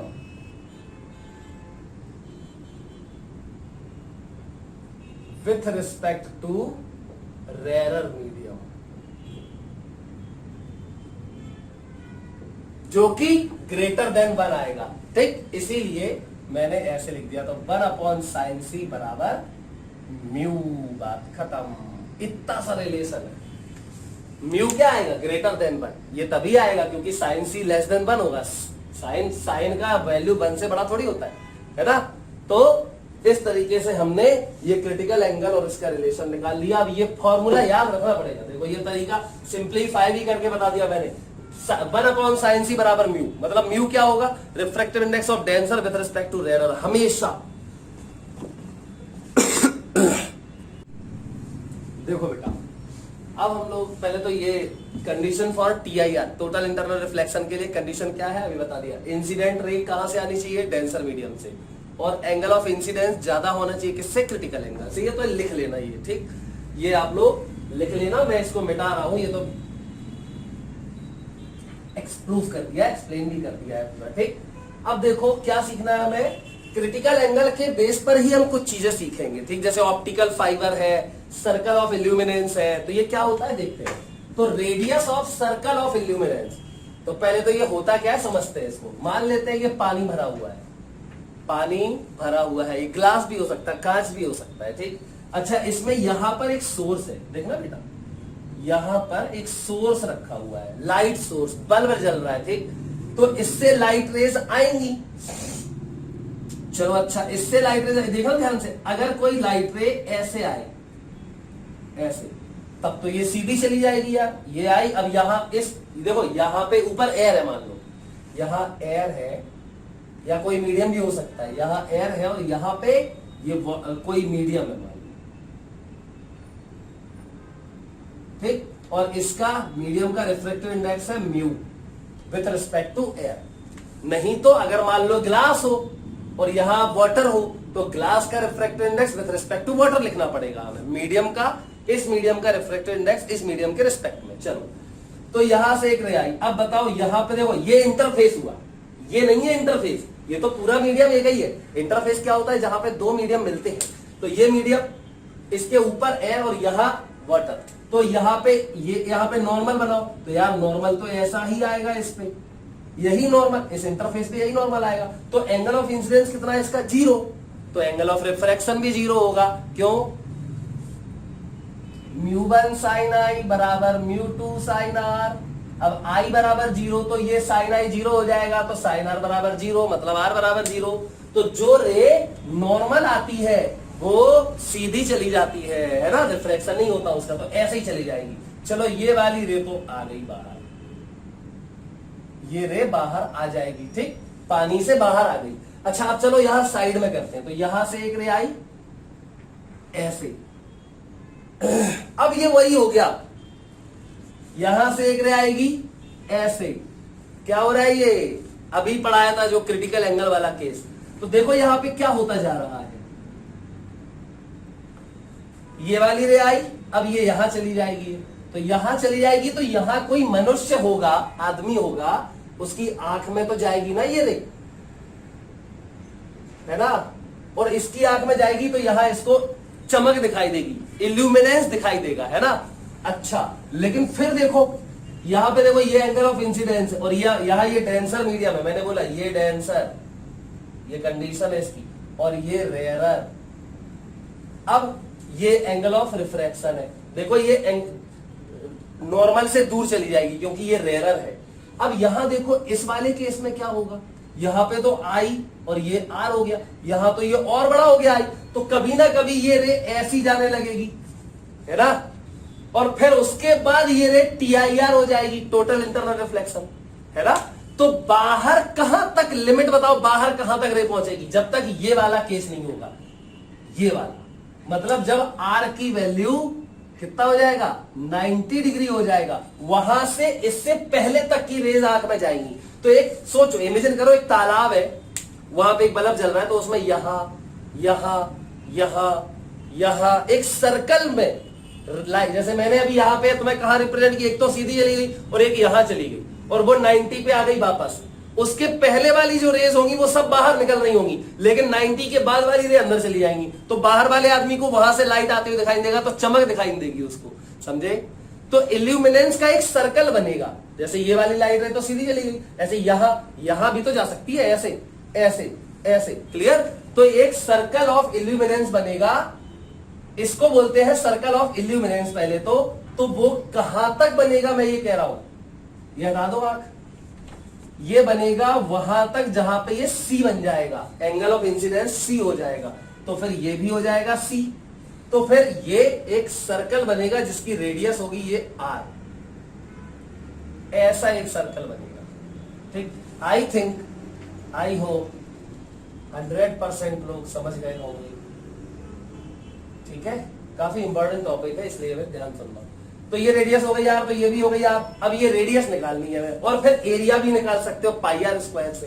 तो रेडियस निकालो, तो देखो ये h है, कितनी डेप्थ में है, सोर्स कितनी डेप्थ में है, h डेप्थ में है, और ये रेडियस कितनी r आई, तो निकालो। तो इसमें लगा दो क्या, tan c लगा दो इन ट्राइंगल, लगाओ ये tan c, तो tan c बराबर, ध्यान से सुनना, tan c बराबर हो जाएगा r by H, r by H. तो बेटा r बराबर, हमें तो r निकालना था, रेडियस r, तो r बराबर हो गया h इंटू tan c, बहुत सही, ये फर्स्ट इक्वेशन हो गई। अब tan c कहां से निकालें, तो हमें पता है इसका रिफ्रैक्टिव इंडेक्स म्यू, तो हम जानते हैं म्यू बराबर 1/sin c, याद है अभी डिराइव किया था। तो इससे sin c बराबर हो जाएगा 1/म्यू, ठीक। इसका एक ट्राइंगल बना लो, देखो ये हो जाएगा एंगल c, तो ये 1 है, ये 1 है और ये म्यू है, तो ये परपेंडिकुलर अपॉन हाइपोटेनस, तो ये हो जाएगा अंडर रूट म्यू स्क्वायर -1। इससे tan c निकाल दो, तो ये r बराबर हो जाएगा h इंटू tan c की वैल्यू हो जाएगी 1/√μ स्क्वायर -1। चलो ये हो गया रेडियस। अब area of circle of illuminance, तो एरिया A बराबर पाई आर स्क्वायर, आर को यहां से पुट कर दो, खत्म। तो आई होप ये बात 100% लोग समझ गए होंगे। देखो बेटा, क्रिटिकल एंगल और total internal reflex, total internal reflection पे ही बेस्ड हमारा एक और टॉपिक, और जैसे अभी हमने पढ़ा था सर्कल ऑफ इल्यूमिनेंस, अब हम लोग पढ़ने जा रहे हैं ऑप्टिकल फाइबर। ऑप्टिकल फाइबर नाम आपने खूब सुना होगा, ये केबल होती है, ये केबल होती है जिसमें होता क्या है, देखो यहाँ ये जो सिलेंडर दिख रहा है तुम्हें, ये इसको डेंसर मीडियम का बनाते हैं, इसका डेंसर मीडियम का, और इसको इसके मटेरियल इसको बोलते हैं कोर, इसको बोलते हैं कोर। तो मैंने माना इसका रिफ्रैक्टिव इंडेक्स है μ1, ठीक, और इसके ऊपर एक कोटिंग करते हैं, देखो ये कोटिंग वाला मटेरियल है, क्लैडिंग बोलते हैं इसको, ठीक। इसका मटेरियल का रिफ्रैक्टिव इंडेक्स है μ2, और यहाँ ये वायर हो गया पूरा, और यहाँ इसके बाहर जो मीडियम है ये है, कोई और मीडियम हो सकता है, जैसे पानी में डाल दो मान लो, है ना, तो μ0, इसका रिफ्रैक्टिव इंडेक्स μ0 है।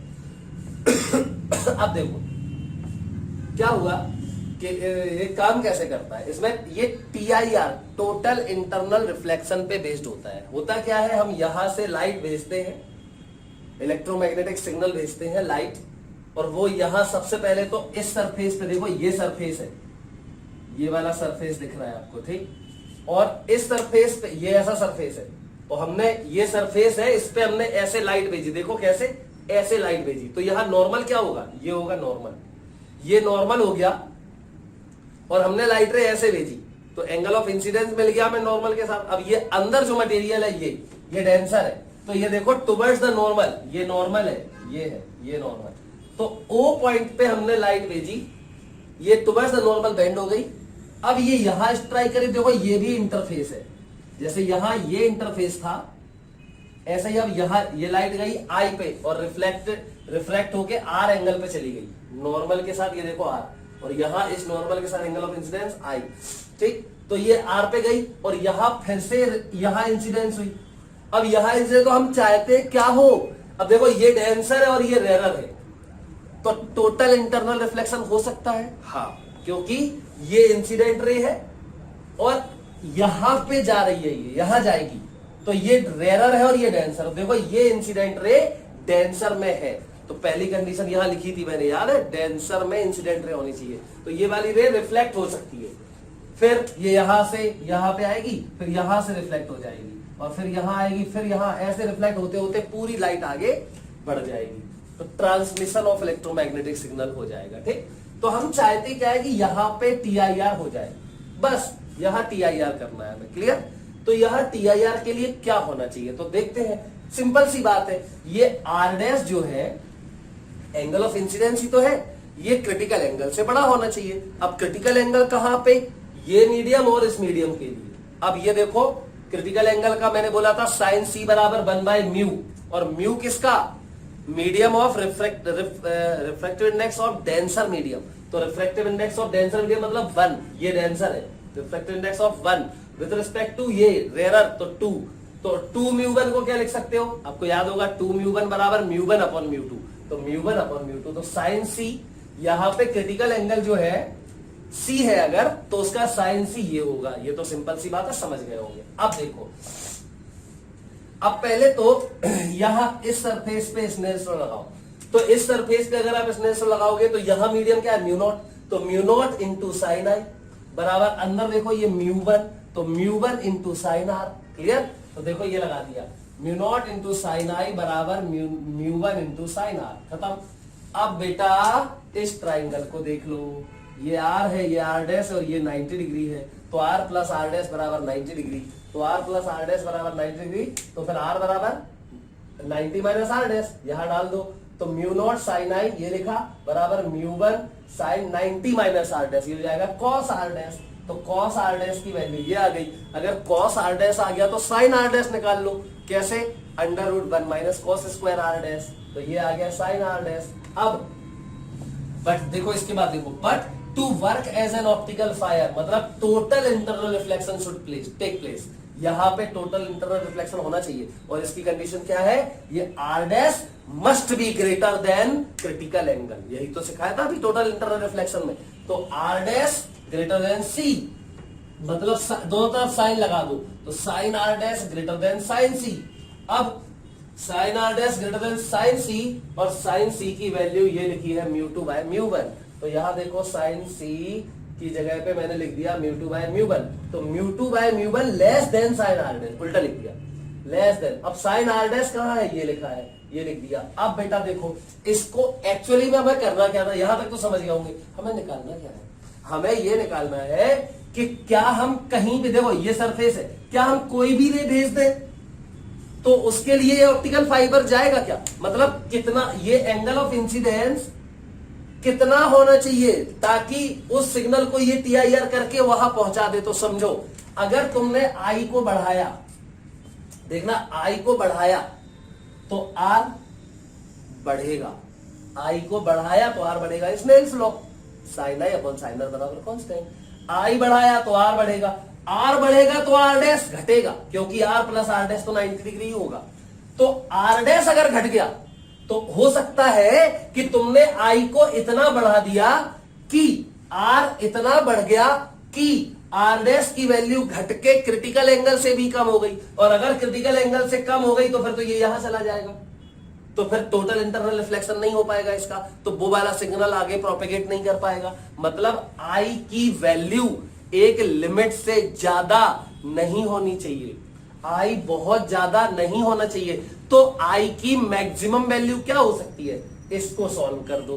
तो पहले तो क्या करो, स्क्वायर कर दो, स्क्वायर कर दो। तो देखो म्यू1 स्क्वायर और ये म्यू1 स्क्वायर खत्म हो जाएगा, अंडर रूट कैंसिल हो जाएगा इसका, और यहां पे म्यू नॉट साइन आई, इसको सॉल्व करके ये आ जाएगा, ये आ गया। मतलब आई की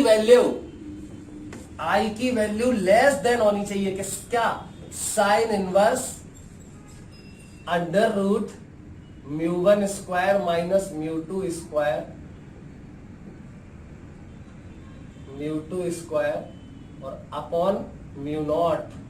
आई की वैल्यू इससे छोटी होनी चाहिए, क्योंकि अगर आई की वैल्यू इससे छोटी नहीं हुई, इससे बड़ी हो गई, तो आई की वैल्यू बड़ी हो जाएगी और आर की वैल्यू छोटी हो जाएगी, और आर की वैल्यू आई की वैल्यू बड़ी हो जाएगी तो आर की वैल्यू भी बड़ी हो जाएगी, और आर डैश सी से छोटा हो जाएगा, क्योंकि हमने देखो वही कंडीशन लेके इसको सॉल्व किया है, आर डैश ग्रेटर देन सी। तो आई अगर तुमने बड़ा कर दिया तो आर बड़ा हो जाएगा, आई बड़ा तो आर बड़ा, आर बड़ा तो आर डैश छोटा, किससे छोटा, सी से छोटा हो जाएगा। तो फिर टीआईआर नहीं होगा और ऑप्टिकल फाइबर वर्क नहीं करेगा। ये आपको रिजल्ट याद रखना चाहिए, ठीक।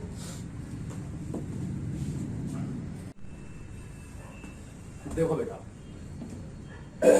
आज हम लोग ये आज का लास्ट टॉपिक है हमारा, क्या पढ़ रहे हैं हम लोग, relation between real depth and apparent depth. पहले इसका जनरल मीनिंग समझो।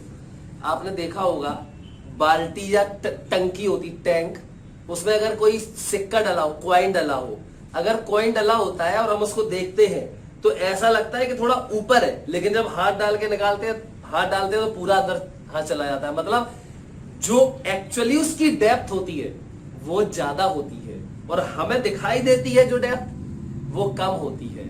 तो जो हमें दिखाई देती है वो है एपरेंट डेप्थ, और जो एक्चुअली में होती है वो है रियल डेप्थ। अब रिलेशन क्या है इसका, रियल डेप्थ और एपरेंट डेप्थ में क्या रिलेशन है।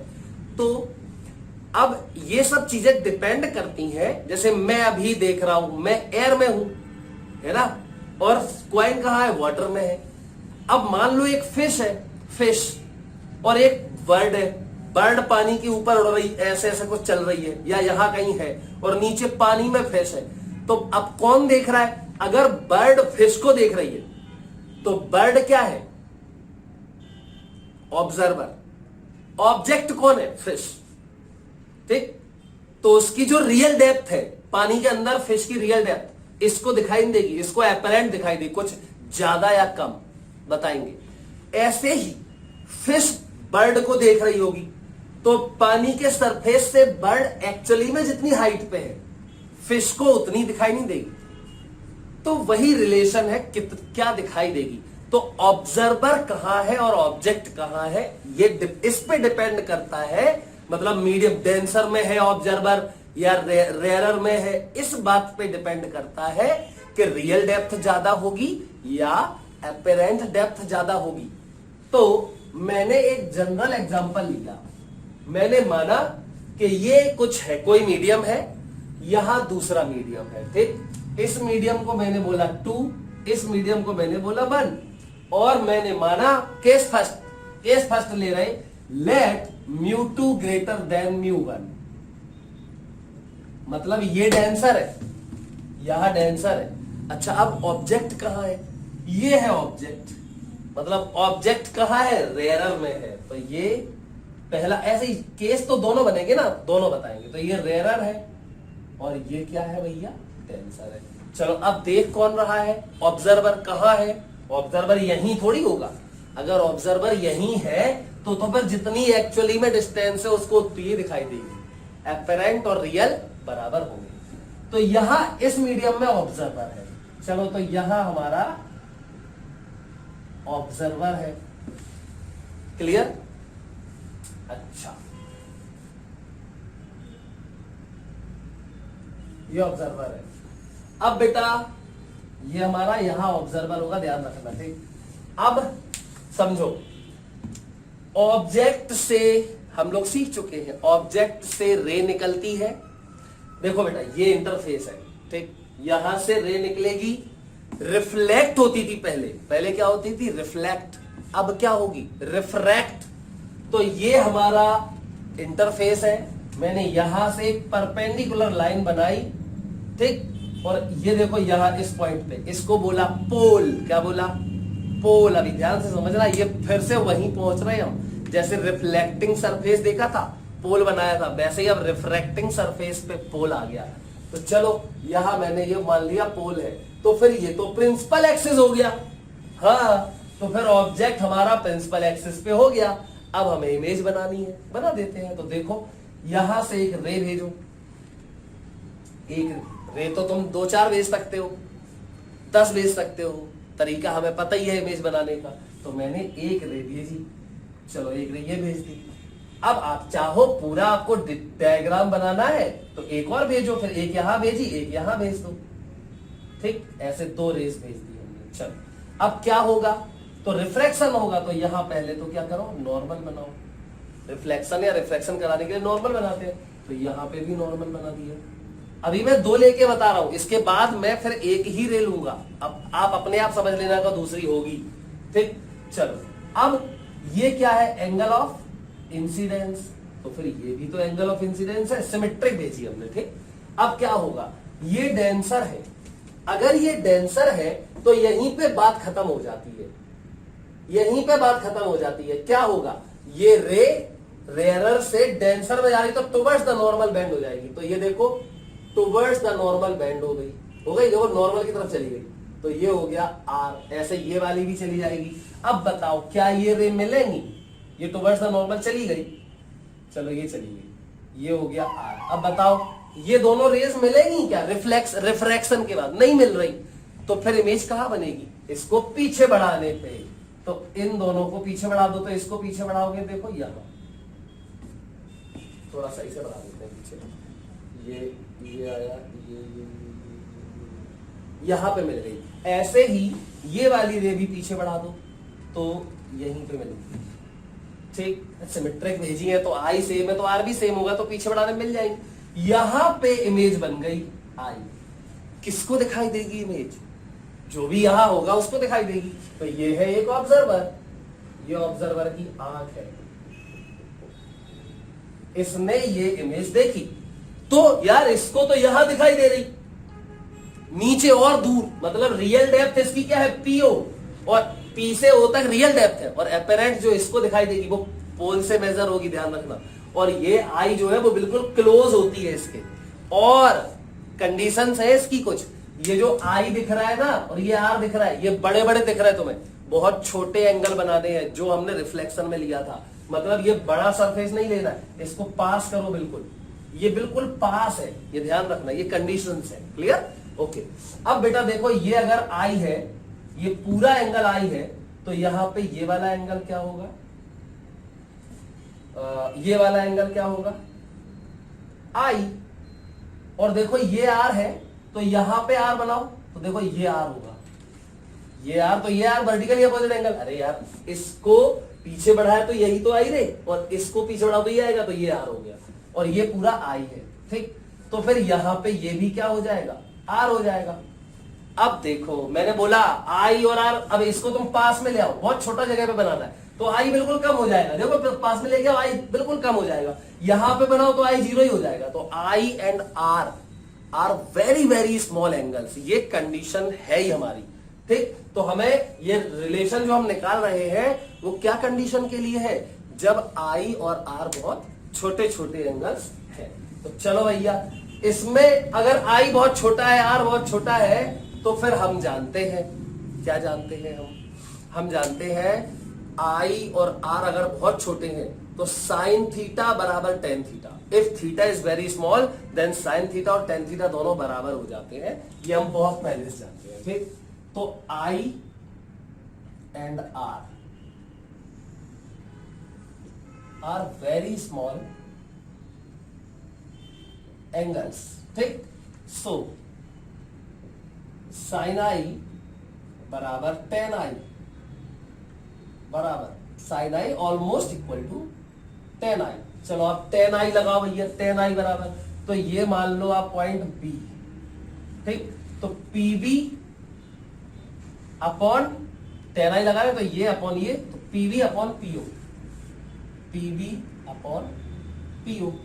अच्छा साइन आर बराबर लगाओ, तो ये तो टेन आर हो जाएगा, बराबर ये हो जाएगा पीवी अपॉन पी आई। देख लो इस ट्राइंगल में, तो ये पीवी अपॉन पी आई हो जाएगा। डिवाइड कर दो, तो sine I upon sine R बराबर, अब तुम देखो डिवाइड करना हो करो, नहीं तो स्नेल्स लॉ लगा दो, इस इंटरफेस पे स्नेल्स लॉ लगा दो। तो स्नेल्स लॉ लगाओ, क्या होता है म्यू, इसका म्यू इंटू एंगल इसका, तो यहां है म्यू वन और इंटू एंगल ऑफ इंसिडेंस था क्योंकि रे यहां से आ रही थी, तो mu one into sine I, Snell's law लगा देगा। ठीक, स्नेल्स लॉ, तो ये हो जाएगा mu one into sine I बराबर mu two into sine are.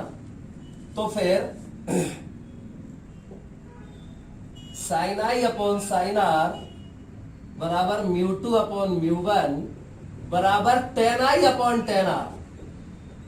अरे ये लिखा है, ठीक, तो बराबर ये हो जाएगा PB upon PO upon PB upon P I, PB PB खत्म, ये हो गया पी आई अपॉन पीओ। अब mu two upon mu one, तो mu two upon mu one बराबर हो गया पी आई अपॉन पीओ। अब बेटा इसको थोड़ा सा और देखो, इसमें रियल डेप्थ क्या है, पीओ, तो real depth PO, real depth upon apparent depth, मतलब ये पीओ ऑब्जेक्ट की डिस्टेंस और ये एपरेंट डेप्थ है पी आई इमेज की डिस्टेंस, बराबर हो जाएगा mu one upon mu two, mu one upon mu two. इससे सब कुछ क्लियर होगा। दोनों केस बना लो, एक बार मैंने माना म्यू टू बड़ा है म्यू वन छोटा है, तो अगर म्यू वन छोटा है और म्यू टू बड़ा है तो ये लेस देन वन हो जाएगा, मतलब पीओ लेस देन पी आई। समझे? देखो फिर से म्यू वन, देखना ध्यान से, केस फर्स्ट, इफ ये बड़ा है म्यू टू बड़ा है, if mu to greater than mu one, मतलब बेटा ऑब्जर्वर कहां है, डेंसर में है, ऑब्जर्वर डेंसर में है, observer is in denser medium, then देख लो इसको, कौन म्यू टू बड़ा म्यू वन छोटा, तो ये लेस देन वन हो जाएगा, मतलब PO less than P I, मतलब P I greater than PO. अब मैं और शॉर्ट में लिख रहा हूं क्या, कि real depth apparent depth P है, देखो ना म्यू वन छोटा, ये छोटा ये बड़ा, तो पीओ छोटा पी आई बड़ा, मतलब apparent depth P I greater then real depth PO. मतलब यार इसको दूर दिखेगा, खत्म बात खत्म। यहां डेंसर है, डेंसर से अगर इसको देखेगा ये तो इसको दूर दिखेगा, डेंसर से देखोगे तो दूर दिखेगा, याद कर लो, डेंसर से देखोगे तो दूर दिखेगा, लिख दे रहे हैं, डेंसर से देखोगे तो दूर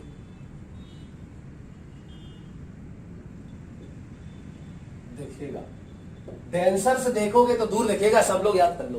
मतलब क्या ज्यादा होगी, एपेरेंट डेप्थ ज्यादा होगी, जो हमें दिखाई दे रही वो ज्यादा होगी। ठीक, अच्छा रिलेशन क्या है, कितनी ज्यादा होगी ये भी तो पता होना चाहिए ना, तो ये लिखा है रिलेशन तो यही रहेगा हमेशा यार। अब केस सेकंड, मान लो अगर ये म्यू टू छोटा होता, मतलब ये ऑब्जर्वर यहां रेयर में होता, तो केस सेकंड में यहां लिख रहा हूं, देखना यहां लिख रहा हूं केस सेकंड, तो case second if mu two less than mu one, मतलब observer is in rarer medium.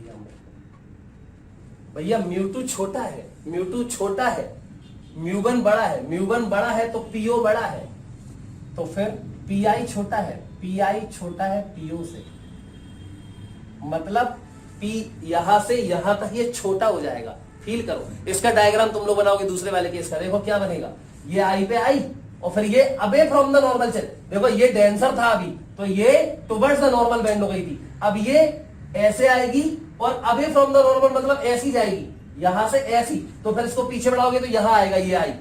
ये आपका होमवर्क है।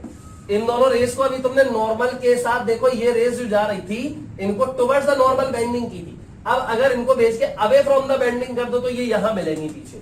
समझ गए? ये होमवर्क में बनाना है आपको कि इस सेकंड का डायग्राम होगा ये। तो P I less than P O मतलब पी से आई तक कम हो जाएगा, यहां आई यहां आ जाएगा, तो एपेरेंट डेप्थ जो हमें दिखाई देगी वो कम होगा, तो ऑब्जर्वर को पास दिखाई देगा, मतलब रेयरर से देखोगे तो पास दिखेगा, रेयरर